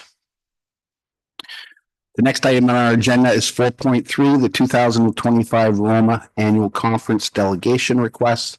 Recommendations that we direct staff to submit Roma delegation requests for the following, and that's left blank. So that's put on, sorry, you want to speak or? No, on that one, I wanted to set Minister Environment. I think we definitely want to stay there. We still got a project. We need to make sure that keeps moving ahead in a timely fashion. I think we had it before, but unfortunately the minister got sick during the conference. So hopefully he'll be back at work. And are we referring to the spray fields? Yes, got to keep it moving forward. Okay, Deputy Mayor. Yeah, I was going to second that one, but the other one is, I think, something to do with sports and leisure, sports and art. I think we have a lot going on, possibly another pickleball court, possibly the sports zone, but I'm sure we'll have something in that area to talk about. Councillor Goff. I'd like to have a follow-up with the Ministry of Transportation regarding Highway 12 and the, I know they don't, it's not their jurisdiction, but with the train track crossings and how many crossings we have on Highway 12. On that one, will we have do you know, where the CIP, would it be done by then? Because that was kind of tied to it. And and it's not coming until the new year, I believe. Mr. Mayor, what I anticipated was a framework, a report that would be before council in December. That framework report could be the basis of then a briefing note. So you're doing this in January. Ms. Watson, it's 125 characters to be able to advance something, a little more than that, but it's the issue, Mr. Mayor, and then the briefing note could come based on the deliberations with council at the December 9th meeting of council, and then finish up a briefing note early in the new year. I'd just like to review what we did at the other in 2024 Roma and just figure out where we are, just make sure we're not missing any follow-ups. What delegations, does anybody have those delegations handy or do you remember? Well, we had the Minister of Health, we had we did have MTO. That was, oh, sorry, that was Amble. That was not Roma. And that's why I'm kind of wondering if we're premature on the MTO, just like we want to keep banging the drum on the Minister of Environment for sure, but I always want to have a good, solid plan when we sit in front of, because now they're looking to us for solutions. So that's why our CIP, we've mentioned a couple times, I wanted to have it completed and say, this is what we're looking at. Here's our plan. If we don't, I'd rather wait till AMO and then present it then as a completed project. So. Councillor Bell. And Justin, I was going to say, because the residents still have their request for consideration for the Brecton East crossing. So that would again tie to that CIP. So if they knew they had more time, they may circulate it longer before they submit it formally to council and all the other bodies, if they knew they were going to wait until the summer. So wait till AMO, I think, for that one is what I would suggest. For the transportation? Yeah, I would. So I'm just trying to figure out before we go on this transportation in or out. So I think we should wait on it, but. What does our CAO? Thank you, Mr. Mayor. Mr. Chairman, what I would suggest is put it on the list. I would like the opportunity to work on this over the next couple of weeks to get together a number of asks. You don't get every one of your delegation requests. And certainly there's, I'll defer back to you, Mr. Chair, but pending one other item that comes up, I would like to suggest perhaps that's something. All right, so we've got three right now. We got the Ministry of Environment, Sports and Leisure, and the Transportation. Are there any other delegations that we had last year that we're forgetting to follow up on? I think we need to follow up with the Minister of Infrastructure regarding some of the proposals that we've made and the funding streams for whether it's Bayshore, the Rammer Road corridor, or even Lagoon City here. I think we need to follow up and be on the ball. Yeah, that would be not with Minister of Infrastructure. That would be Minister Calandra with Municipal Affairs regarding the MZO moving forward. I have the list of what you had last year. Thank you. So we met with MECP in regards to Bayshore. We had MMAH in regards to STRs. We had infrastructure, and that was in regards to expansion of a water system. When you think of like Rammer Road, Lagoon City, Bayshore, all that's information. Sports, culture and tourism, and that was in regards to some of the initiatives that we have in recreation and sports court and so on and so forth. And then MTO with the train stop in regards to the north.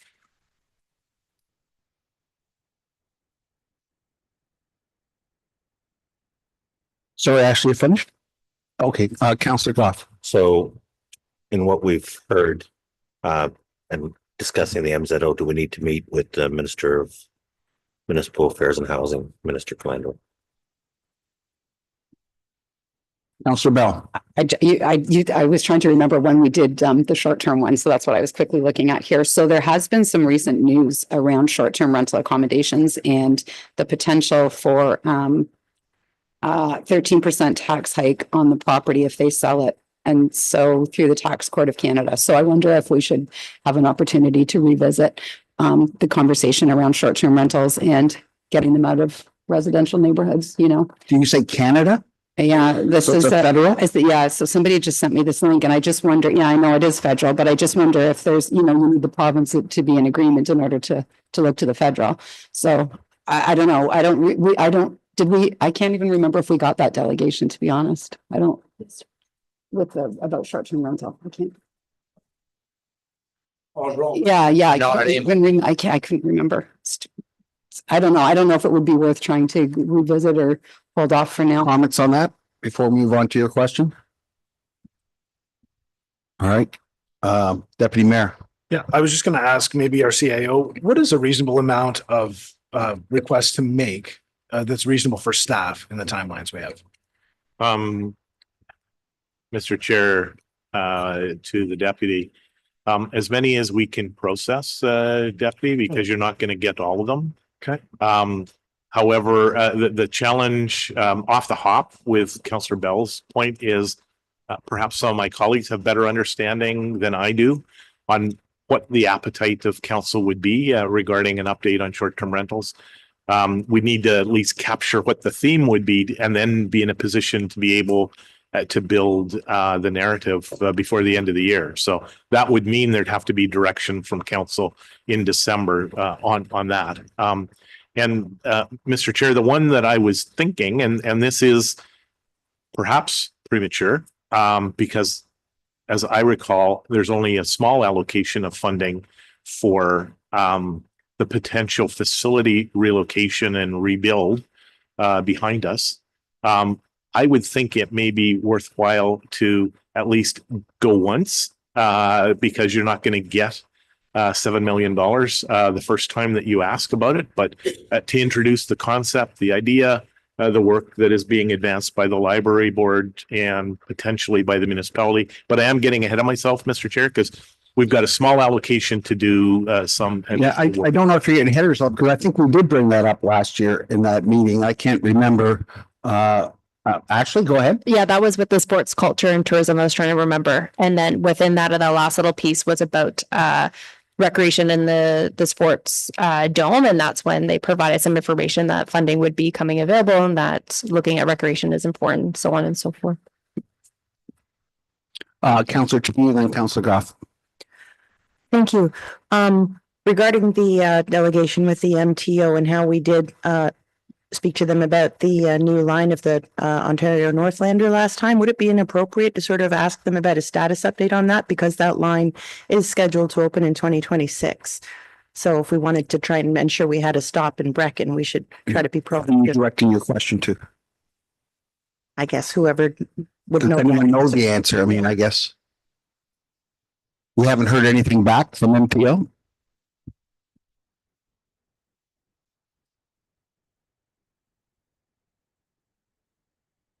So would council like to take Councillor Two's suggestion and meet with them to find out what the status of this, or is it something we don't really need a delegation for? Just phone them and find I'm out. still curious on the CIP. If I'm going to MTO, I want to have a real plan to lay in front of them. And then certainly that could be one of the requests. Well, there also, we're waiting on an answer from the rail, but I'm just looking at. Robin, you think we can have enough for MTO to sink their teeth into that? Because I don't want to keep harping the same thing if you don't come with a plan.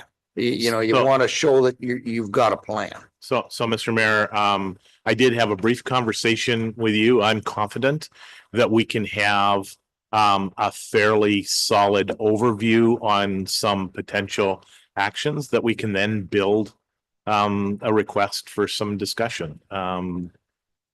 It will be a work in process, Mr. Mayor, but at least there'd be an opportunity for some consultation with the minister. Councillor Goff. Can we try meeting with the Minister of Energy again regarding natural gas? And I know there's certain situations I've talked to our chief building official where if we have a large commercial supply like need, then we might be able to actually push that forward. They would be more interested. I know there was talk from a cash cropper about having a drying elevator and business along Highway 12. That might be, we need to maybe pursue that and see if he's still interested. And then it might just push us over the top of being able to get natural gas into the municipality. Any comments on that question? Okay, Councillor to you and then Mr. Dunn. Thank you. I also know that the Lake Point Village residents were very interested in natural gas coming. So if that helps generate interest. Any other comments on the gas? Mr. Mayor? Add about that? I'm just making notes of that. I'm just making notes of it. Yeah, we haven't brought it up in quite a while, so it doesn't hurt to let them know we're still waiting. Yeah. Okay, so If we get it. we gotta, I hope someone's keeping track of these meetings. Because we're now up to 5 as I've got them. Go ahead, Councillor Bell. Thank you. That's where I was going to. Energy. That's exactly where I was going. On the short-term rental, though, I guess what I was going to say is I think that we saw some reduced costs in some parts of the township. So this would be for John, maybe, whether I don't know where we're at. So I know we had the update in the summer, but I know in some areas we saw less issues. But then I think that what we saw happen is a ton more issues in the north part of the township. So I don't want to let it go, because what I'm saying is if it's costing us money, then I would want to pursue it, because I would want to find a way to reduce the cost of bylaw where that's concerned. So am I right that we've had that uptake in different parts of the township, that you think that it would be worth our time to still be looking at ways to reduce this problem, I guess is the question.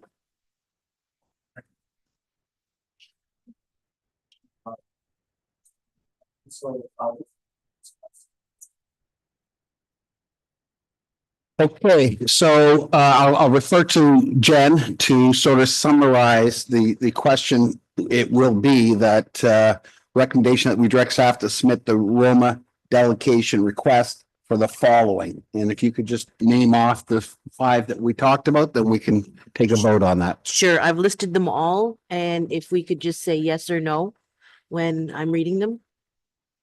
Because I listed all the topics that. Okay, so are you going to do that then? Yes, I Go will. ahead. Okay, so MOE regarding the spray fields. Just everybody get their hands up. Yep, good. Okay. Sports Dome pickleball court. Yep, that's good. MTO Highway 12 regarding jurisdiction regarding the train crossings, and then the status update regarding Ontario Northlander. Okay, Yes, that's good. pardon me. Good. Okay. Infrastructure regarding Lagoon City, Bay Shore. Buildings, would that be? It was Councillor Goff that brought it up. Yes, for funding and also like all our sewage treatment. Sewage treatment. possibil- Okay. Well, we had, Possibilities. wasn't that under environment? Looking for grant money from infrastructure. Okay, because we just applied for the second phase and we're done, just to follow up. Okay. Okay. MAH regarding STRs. MZO. I'll have MZO. No. Yeah, so I'll just stay out of it. Go ahead. We got 4. Let me see. 1, 2, 3, 4. Okay. Okay. And Ministry of Energy regarding natural gas. Yep. That's all I had. Does All anyone right. have anything So else? that's it. All in favor of those motions or so those meetings passed? Thank you. So, Yeah, Mr. we Chairman, did. could I just provide clarity to council on to committee on one piece? Ms. Watson, the date is November the 19th, maybe? 27th. Pardon me? 27th CAO. Submission by the 27th. So there won't be another cycle, Mr. Chair. So we'll do that. And as in the past, you'll get an update from staff. Here's what's being submitted. Okay. All right. So with that, we're going to move on to item 4.4, which is the 2025 budget. The recommendation is that we receive. Oh, sorry. Please. Go ahead. Mr. Mayor, Mr. Deputy Mayor, that we receive the amended draft 2025 budget as information, and we'll have to decide if we want to make changes to it. So with that, Manal, do you have anything to take us through tonight based on the adjustments, or do you want us to just go ahead? So we redid the presentation because the first one that was presented was we had split the townships, most of the budget from the township versus the budget for water and wastewater, because we needed to have more time to focus on this part of the budget. On this presentation, it's back in, so it's every graph has changed. So if you compare this presentation to the one that was presented in for October 24th, you'll see a lot of changes in percentage between departments and such, but all the changes that were discussed at the 24th meeting and the 28th meeting have been included in this new version of the budget. All right, so do you have just what you've changed? I don't want to go through the whole budget again. Do you Yeah. have just what you changed? From since October 28th? Well, in those two meetings that we had, we made a bunch of changes, Yes. and I would just like to deal with the changes. Just tell us what's in, so we're all clear. If I can, I know it will be on the council agenda. All the individual votes that we passed are what was put in here. It is on the Yes. council agenda for recorded votes at that Mhm. time, but I guess the highlights probably is the best one, Dave, page 5, which shows the new tax rate now, which is 5.14. Yes, that's where we're at right now. So right now, the municipal tax increase is at 5.14. The only change that was done since the last meeting is it was voted to remove the shed for Rooted in Ramara, so that was 4,000. The food cycler was removed as well, that was 5,000. So at the last meeting, we removed $9,000. Since after that meeting, I believe it was October 30th, we received our allocation notice for OMPF, Ontario Municipal Partnership Fund. I had estimated an amount because we never know how much we'll get. Usually it's there's a reduction every year. However, we got the notice and it's good news. I adjusted the amount, which is $200,800 more than what I had in the original version. So in order to not change anything in the budget, I had a discussion with the CAO and we decided to transfer the extra in reserves. So that's the only change that was done that was not discussed during a meeting.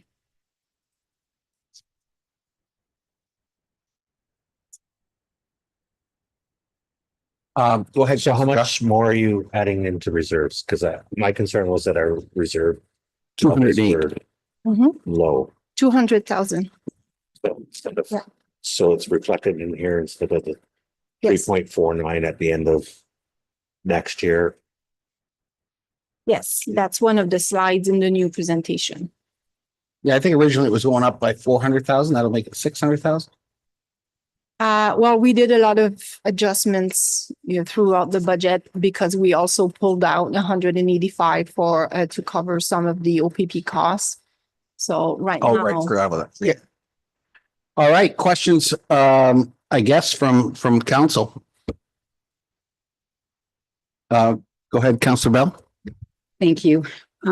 So I did email Minot to ask this question. And I think we maybe misunderstood because I wasn't asking for previous information. I was asking where we are today. So I just want to make sure that we understand each other. So when I look at previous budgets, I see something called Breck and Sewer offset, and I don't know what that is, but I know that it stops appearing in the last couple of years. So my question, I have two questions. That's the first one. First matter. So the first question is, where is the what is Breck and Sewer offset? Where did it go? And if it is the cost of servicing the subdivision that has yet to come to fruition, I'm not sure why that's in the environment, what was called the environmental budget up until 24. So, and in those years, it was in the environmental budget, but current consumers are not supposed to be bearing the cost of future development. So I was confused by what that entry is. So that was the first one. And that question was, I know there was historical information attached to it, but it was more, where is the Breck and Sewer debt being captured today? Because nobody understands where it is. So that's the first question. so to answer the first question, that it did not disappear. It's just showing, it's the same line. We just removed what was in bracket. So it's just an accounting procedure to record the part of the payment that is passed on to people that had connected versus the rest of the loan that is paid by all the sewer users, which was for not expansion. It was just for infrastructure and sewer. So that is covered by all the sewer users versus the expansion. So the people are still paying yearly an amount. So that amount is not covered by the ratepayers, only by these people. So that's why it looks like a revenue. That's why it's called offsetting. Yeah, so it's still in there. Thank you. That was what people were confused because when they saw Breck and Sewer offset and then that line item, like I'm not saying the money disappeared, the line item doesn't exist anymore. So they were confused by what that expenditure related to. So that was the first question. The second question is there's both historical and moving forward, because in the historical years the Lagoon City Lake Simcoe Region Conservation Authority wasn't being paid for a number of years because Ramara had intended that it was no longer thought that it was going to be a part of it. So then there's a number of years where there are expenditures that are falling underneath what was then called environmental budget. And any time that we would be paying Simcoe Conservation, that shouldn't be being paid by water and sewer consumers. It's a township-wide municipal expense.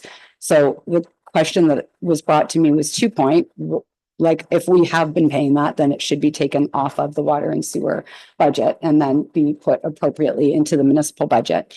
And then I guess the second part is I don't see where it is in 24, 4 or 5, and it's approximately $80,000 a year. And I don't actually know where that expenditure is sitting in this current budget or where it was in these last few. So that's the second question. So that's a specific transaction. So I don't remember every transaction that we do, but I can look this up for sure. Yeah. And Yeah. go ahead, Mano. One thing that happened yesterday afternoon is I was sent a request for donation and it was not anywhere in the budget. So I just want to mention it verbally if council wish to include it or not. Well, hold on one second. Do we Yes. even want to mention it? I mean, we've closed off that. I mean, I just don't want to, it's up to the rest of the council. I'm just saying the fact that you received one might be enough for us to decide that, we know there's one extra, but Councillor Goff, do you have a comment on that? Yeah, I think we should hear it anyways, And you want her to name or that we're in committee of the whole, so this would be the time. Mr. Mayor? Like it's, I was gonna say, yeah, we pass our budget, so prior to the bylaw being passed, anybody can still run in the door with last minute requests, so we should hear it and weigh it. We haven't passed the bylaw yet, so then we would, but then again. We'll pass All right, it, but the continue bylaw now. comes again. I just want to make sure. Okay, so the request for donation is for the program called Born to Read. It's a program where newborns get 2 storybooks given to them at the hospital. And in 2023, 2024, there was 58 babies born that benefited from this program, and they were from Ramara. So we gave them $300 back in 2023, and they are asking between 300 and 500 this year for 2025.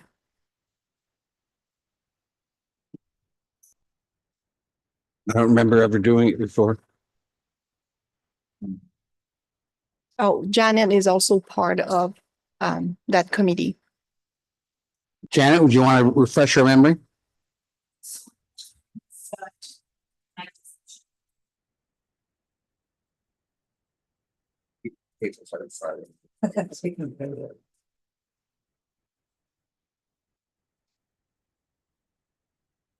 Thank you, through the chair. So Born to Read is a partnership that the library is in with Aurelia Public Library, Manticore Books, Aurelia Soldiers Memorial Hospital. We promote the program, we have brochures in the library, but we don't have budget money to allocate toward supporting the initiative. So there's a volunteer who coordinates the program, and she is the person that reaches out for budget requests. And yes, you did pass $300 a year for 2024. Was it in the budget or was it a It specific? was not, it came in separately. Last My year, understanding was I'm sorry, that I'm it was asking- sent to Mayor Clark. last year though, was it in the budget and we might not have seen it? Or did it come in as a separate item? For 2024? No, 23. it's 2023. And it was 2023. part of the budget. It's the budget after the election year, so the Yes. budget wasn't passed. So 2023's budget was passed early in 2023, and they submitted the request while we were doing the budget discussion, so it was included in the budget back then. Question, what was it under the library as we donate No. extra, or what department was it under? That's- It's everything is in admin. Okay. Every request for donation is under the admin budget. Yeah, I do not remember this program. I mean, I'm fine supporting it. I don't remember the program. Okay, thanks, Janet. You're welcome. So do you want to deal with that specifically right now? Yeah. We'd need them. I'm looking at the clerks, if I may. So you'd want a motion now because we're gonna amend.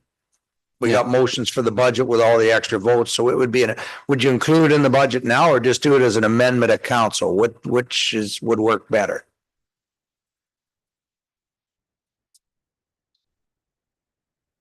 I've got council. Like it to be included in the budget now. I think everybody wants a little time to think, how about we have an amendment come at the council meeting, then the budget, and by then everybody can kind of try and familiarize themselves with where it was. Because I think we do have we have at least one other amendment to the budget coming, correct? Yes. And just a heads up to council, we're changing a little bit of what was, you have to update your agendas because we were voting on some things twice. So we streamlined the agenda at council. So you're only voting on each issue once, not twice. So, but everything's there. Okay, Manal, thank you for bringing that up. Continue. Anything else? No. Okay, any questions from council? Counselor Bell. Sorry, I should have been more specific too, just before we leave that. When I did speak to Minot yesterday, it wasn't just the Lake Simcoe Protection Plan, it's also source water protection, because that showed up in the drinking water and wastewater consumer budget, and it also shouldn't be there because it's a municipal program. So I don't know where it went, because I don't see it again in 24 or 5. So I don't know where it's being, I don't know where it went. Actually, if I mean, that was gonna be Go my ahead, Mr. comment. The Lake Simcoe one is paid for by everybody. But the source water protection, I thought is a cost of because it's to protect the wellheads around the water system. It is a cost of the designated ratepayers, is it not? That's where I understood it was. Yes, that's correct. It is a source protection area for those wellheads. And that's the way it's been allocated for the last decade or so? Yeah. Okay, So thank you. the only one we did change was stormwater management, because it's not for water, wastewater users. It's for those areas. So. Counselor Bell. Thank you. Source water protection is if the rest of Ramara is contaminating the wells. So why would the water and sewer consumers pay if, I mean, I use a gas station because it's the easiest one because people can envision it. But source water protection is so that the gas station doesn't dump his gas into the wells. So why would the water consumers have to pay so that the businesses or surrounding farms don't dump their stuff into the water? That's not what source water, like if you read what source water protection is, and also source water protection, it protects all of the wells in that area, not just the municipal wells. So if there's 15 other properties with wells, they're protected too. And I've just, again, reread the mandate of source water protection. It has nothing to do with the consumer of the water. It has to do with not letting the water get contaminated, which is the job of everybody in the township. Sorry, before you get your question, Mr. Mayor, how much money are we talking here? Yeah, It's 12,000, I think. Josh, I know. No, it's source water protection doesn't protect my well. Source water protection was set up for municipal wells. Now, if your well happens to be in that catchment area, so be it. But if my well there's no protection for me if my well gets protected. It's to protect the municipal water. Minot? So I would have to go back, but from what I can remember since I've been doing the budget, so the 2023 budget, those two line items has been at 0. So I can go back prior years, but since 2023, I would have to double check, but from what I can remember, we didn't have any expenditures or budget in the last few years. Who didn't have the budget? We don't have Expenditure. anything in the budget. Those You lines talking are about the empty. wastewater and water budget, or are you talking about our overall budget? No, so in the environmental budget, it used to be called that way. We had budget line for Lake Simcoe protection and sorry, the other one you mentioned. But there's nothing in there, no budget, no actual. But I can go back like the previous years. So I'm just wondering, what is it that you're looking for? Is it a staff report? Maybe I can help. When you had to do the studies, that was paid for. If there's nothing comes in, there's no budget necessary. If somebody's doing an application, the applicant actually pays for those costs. So it's not a cost of the sewer and water. The original cost was setting up the areas and all the studies. But like if it's a planning application, it's the individual making the planning application that pays that bill. Correct? Yeah, there is, that's correct. There is some changes coming. It just haven't come through yet through the ministry. There will be some work required for the mapping, whatnot. So those costs will come through eventually.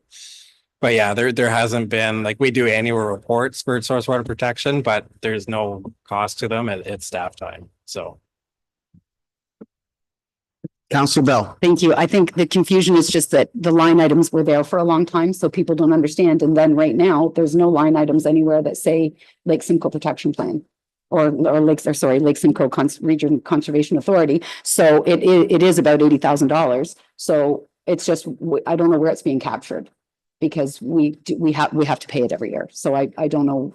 I don't see it anywhere in the budget. So the confusion is just if it was showing up as line items under drinking water and wastewater previously, and then now it's just not a line item. I don't know how we're paying it or where we're paying it. So I'll look into it, but that's what I'm asking, like, how do you want me to report back to council? Is it through staff report? I guess. We'll go to the mayor first. Maybe he's got a I would suggestion. suggest a staff report. I would assume the Lake Simcoe Regional Conservation now is under contracted services and the admin budget is where it probably is. It would, if there was any to the sewer and water system, it would have been buying a permit or something specific to expanding a water line where they had to, like when we do Lakeshore, we have to apply to them. And so anything that would be there would be a fee for service that you hired them for a certain reason, because I'm assuming that's where you'll find it. I'm just trying to help out here, but yeah, we can get a staff report of where Lake Simcoe Conservation Authority ended up. Yeah, exactly. I mean, I can't speak to the 2021 budget because it's a bit different. But there's also a revenue line, which is to offset some expenses that are in environmental, because it is environmental, but not paid by the ratepayers. So there was a revenue line that is no longer used. So it could be an in and out in that budget. Okay, any other questions from council on 4.4? Okay, all in favor? Oh, sorry. We're voting now. Mr. Chairman, Councillor Bell earlier in the discussion posed a question to the treasurer. Minot did not have at ready access some history on the allocation associated with LSRCA. It is clear going back to 2020, 2021 through 2020 was zero, but the allocations, Minot, have all been against the general levy associated with that. So Councillor Bell wanted to make sure, Mr. Chairman, that it was appropriately coded correctly. Okay, so all in favor of that? We did that earlier, didn't we? Yeah. Yeah. Mayor, Deputy Mayor, we did the last two. Yeah. I know you're looking for the previous. We did the last two. Okay, all in favor? Passed. Is there any unfinished or new business? I see none, so I'll turn this back to the mayor. Recreation. Sure. We have one item on the agenda tonight, 5.1, Recreation Master Plan Communication Initiatives Follow-up, AD 2224.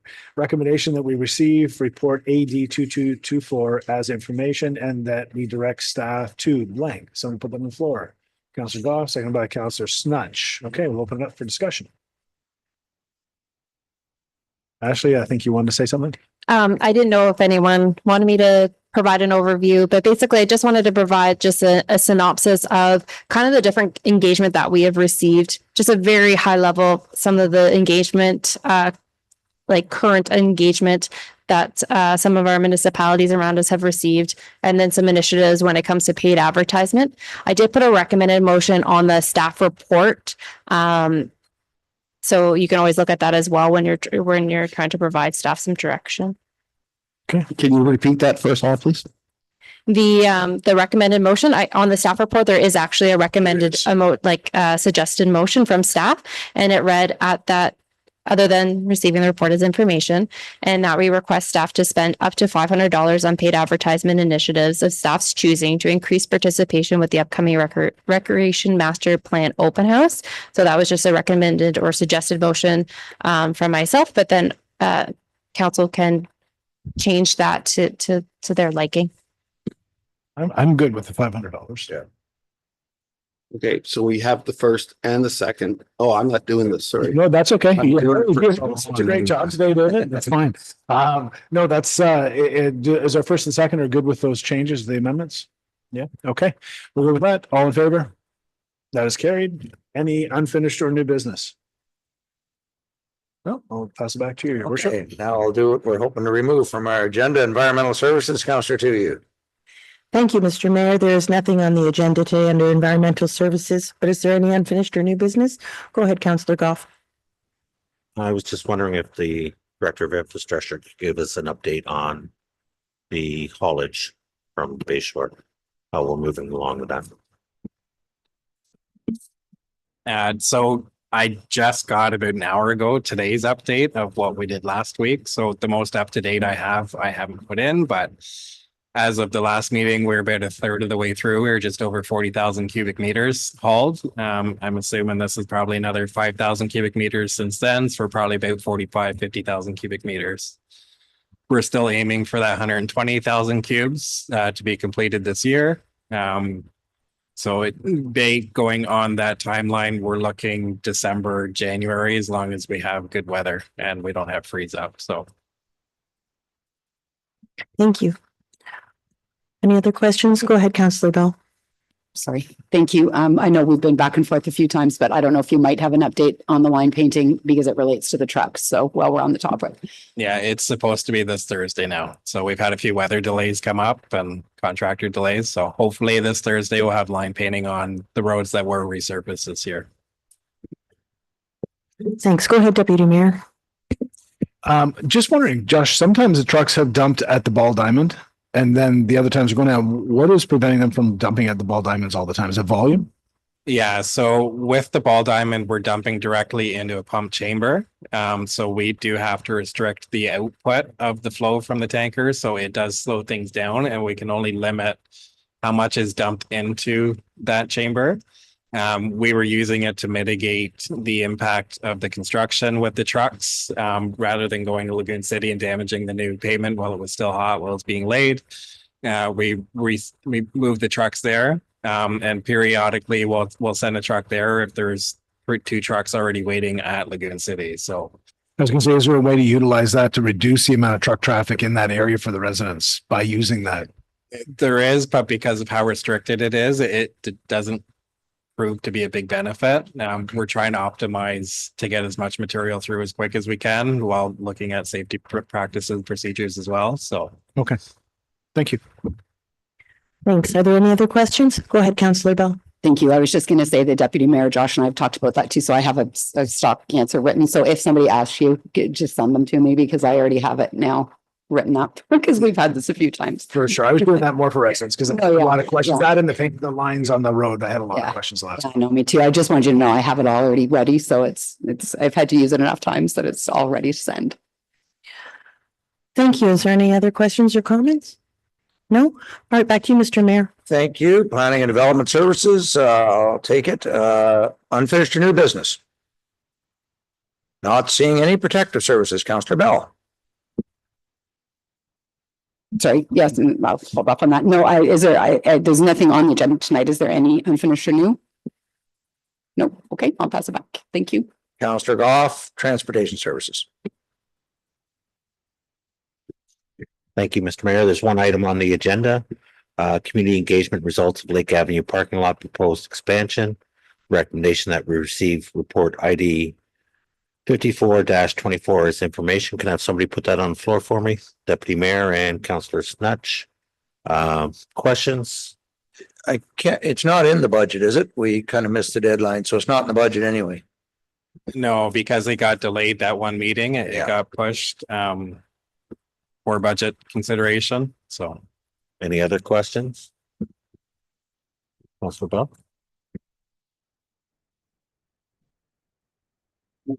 No? Okay. All in favor? That is carried. Sorry. All in favor. Receive this information. That is carried. Any unfinished or new business? Councillor Bell? Thank you. I was trying to determine which way I want to do this. So, we just talked about the survey and of course it had quite a low result as far as participation, which is, I know plagues us. It's really difficult to get results and I understand that, but within the responses, there's a lot of people who still understood that we were paving over the entire green space, which is so, and that was kind of what I was trying to talk about back then, was to do a proposal, not just a survey. So anyway, that's fine. That's where we are. But where we land when this is all said and done is we're coming into winter. We're going to have all the congestion on Simcoe Road. We're 2 years now and trying to resolve that aspect of it. So we're right where we always were. We still have congestion all over Simcoe. We still have cars parking on lake and lakeshore. There's a danger in that area. There were properties damaged, retaining walls were knocked over. The residents are afraid to go for a walk. So we still have Simcoe Road looming as an issue that will, if we have a big winter, be a giant problem. As well, infrastructure can't plow when all those trucks and trailers are parked there. So that we haven't resolved. And then obviously the second piece of it is when we get to the spring, we're going to be right back to where are we going to do, what are we going to do with all these vehicles? So I think we need a staff report now about what is our solution, because if it's not a parking lot, we need a solution. Okay, I believe Mr. Popple will be coming back with a report very shortly regarding winter parking controls. When we wait till that time, maybe he can include that and maybe use this parking area for winter time ice fishing parking. Is that possible, Mr. Popple?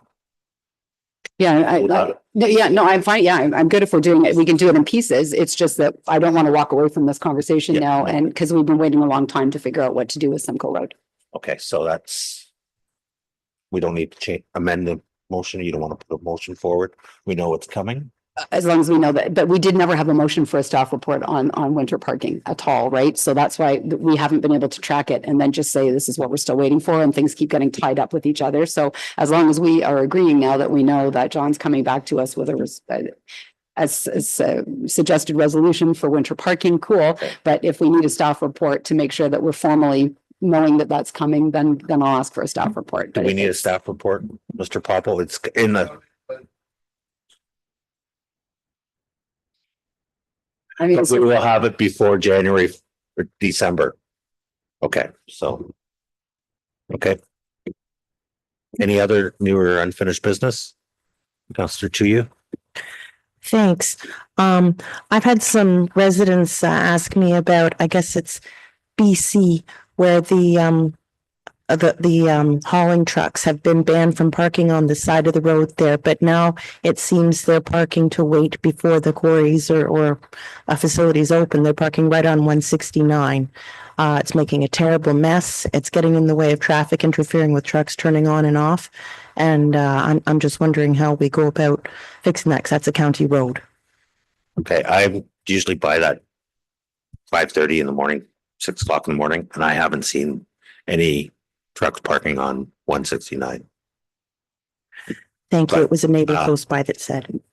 Mr. Kavanaugh? Yeah, there has been a few trucks parking there, but I know the Simcoe garage, the Ramara garage has been talking. So Simcoe County Ramara garage, so Simcoe County's roads department.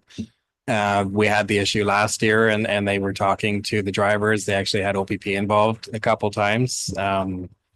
They were talking about putting a bylaw in place for no parking within that area. I don't know if it went anywhere, but I can follow up with their roads department there. But that'd be their jurisdiction to do. They require no parking or no stopping. So. Continue. Thanks very much. Just because I know that the whole point of that area being expanded, the paving was for kind of merging on and off that road, not for parking. Thanks, Josh. Any further new or unfinished business? Back to you, Mr. Mayor. Finished, no, the comment was made, we've already received the report, but no, I didn't say anything here about people objecting to a paved parking lot. It's no more parking, no more parking. Don't do it. 4 exclamation marks. Don't do it. It's not a provincial park. 10 exclamation marks. We want green space, park benches. They don't want a parking lot. That's what the message is. They don't care if it's paved or gravel. No parking lot. And that's what this says to me. That's what I'm reading. We received that. Yeah, we've already received it, but a comment was made on it that we need to take direction. Sorry, the direction was pretty clear here, but we do have to look at the parking. There's issues in the area. So we have a report coming under the new and unfinished. Okay, back to you, Mr. Mayor. Well, Sorry. Oh, Councillor Bell, sorry, I didn't look to my. thank you. So just to what the mayor is saying, but that is part of all of this confusion. So the point of the parking lot was to solve the parking problems. And then that was not well communicated to the residents. So they didn't understand what we were trying to do. If you go through all the responses, and I did actually aggregate them this afternoon, so I could do it, but I just decided that it's not worth sitting here and doing all that right now. But what we were trying to resolve is the two things, the winter parking as well as the over parking on Poplar, where they're parking on both sides of the road haphazardly and so on. Emergency vehicles have to be able to get up and down that street. There's a host of issues, and you're exactly right. Nobody wants to see all of the parking down there, but the primary thing that I was trying to do and working with infrastructure was those two things. But what I'm trying to achieve at the same time is to make sure that that parking lot is accessible to people with Ramara resident permits, because we just built a beautiful playground and we just rehabbed the beach. And what I'm hearing is from people in the surrounding communities, in Brecken proper, in Gamebridge, maybe, they would love to come and use the playground and the beach. And the problem is they can't, because there's nowhere to park. And there's also a cost associated, because the bylaw guys are spending a lot of time jumping in and out of their cars and trying to figure out who has a resident parking pass and who doesn't. So if we had a parking lot that was designated properly, then bylaw's job would become a lot easier, because all they'd have to do is pop into a parking lot, see who belongs and who doesn't, and that would be the end of the problem. But if you go back and read all of this now, the overwhelming story that you're hearing from residents is we don't even want the honk app there, because we don't want the trespass, we don't want the garbage, we don't want any of that. But they are quite happy to have Ramara residents access the park and beach, and that's also the feedback I'm getting from Ramara's communities. They want to come and use the park and beach. So that's, if we're going to talk about the parking lot, we do need to talk about the parking lot. All I'm letting go today is the winter aspect, but I'm not letting go of how are we going to resolve the two issues? How do we clean up the streets? Three issues. How do we stop spending so much money on bylaw? Prevent all of the mess of parking on the streets, and have our residents be able to access the beach and park. So, I wasn't letting it go. I was just letting go of. I know what, but seeing no other comments, back to you, Mr. Mayor. Thank you. We have no closed session. I forgot something. All right. Up under, Very quickly. Yep, go ahead. sorry, we brought up once before that there was a street up in my ward called Jim Mitchell Drive, which the community has shut off. Simple County has shut off garbage pickup. It's a bit of a mess, and I had asked you guys at county. Go ahead. Yeah, so we had the director of solid waste, Rob McCullough, is on it. He's already been out to the sites, and they're coming up with a plan to address it. Okay, but the question was, would they give a credit to them, even though it's a small credit? If they're not picking up the garbage, why wouldn't they get the same credit as the condos? So we'll wait for him. We'll wait for him to come back, because he's trying to resolve it right now, and I've let the residents all know that. So Thank you very much. I've been watching the email trail on that. Okay, so we have no closed session, so we will adjourn now at 4:08 PM. Moved by the deputy mayor, second by Councillor Goff. All in favor? That is carried. We will, how long do you need, 45 gents? If we could resume at 4:45. So 4:45, everybody's good with that? Yeah.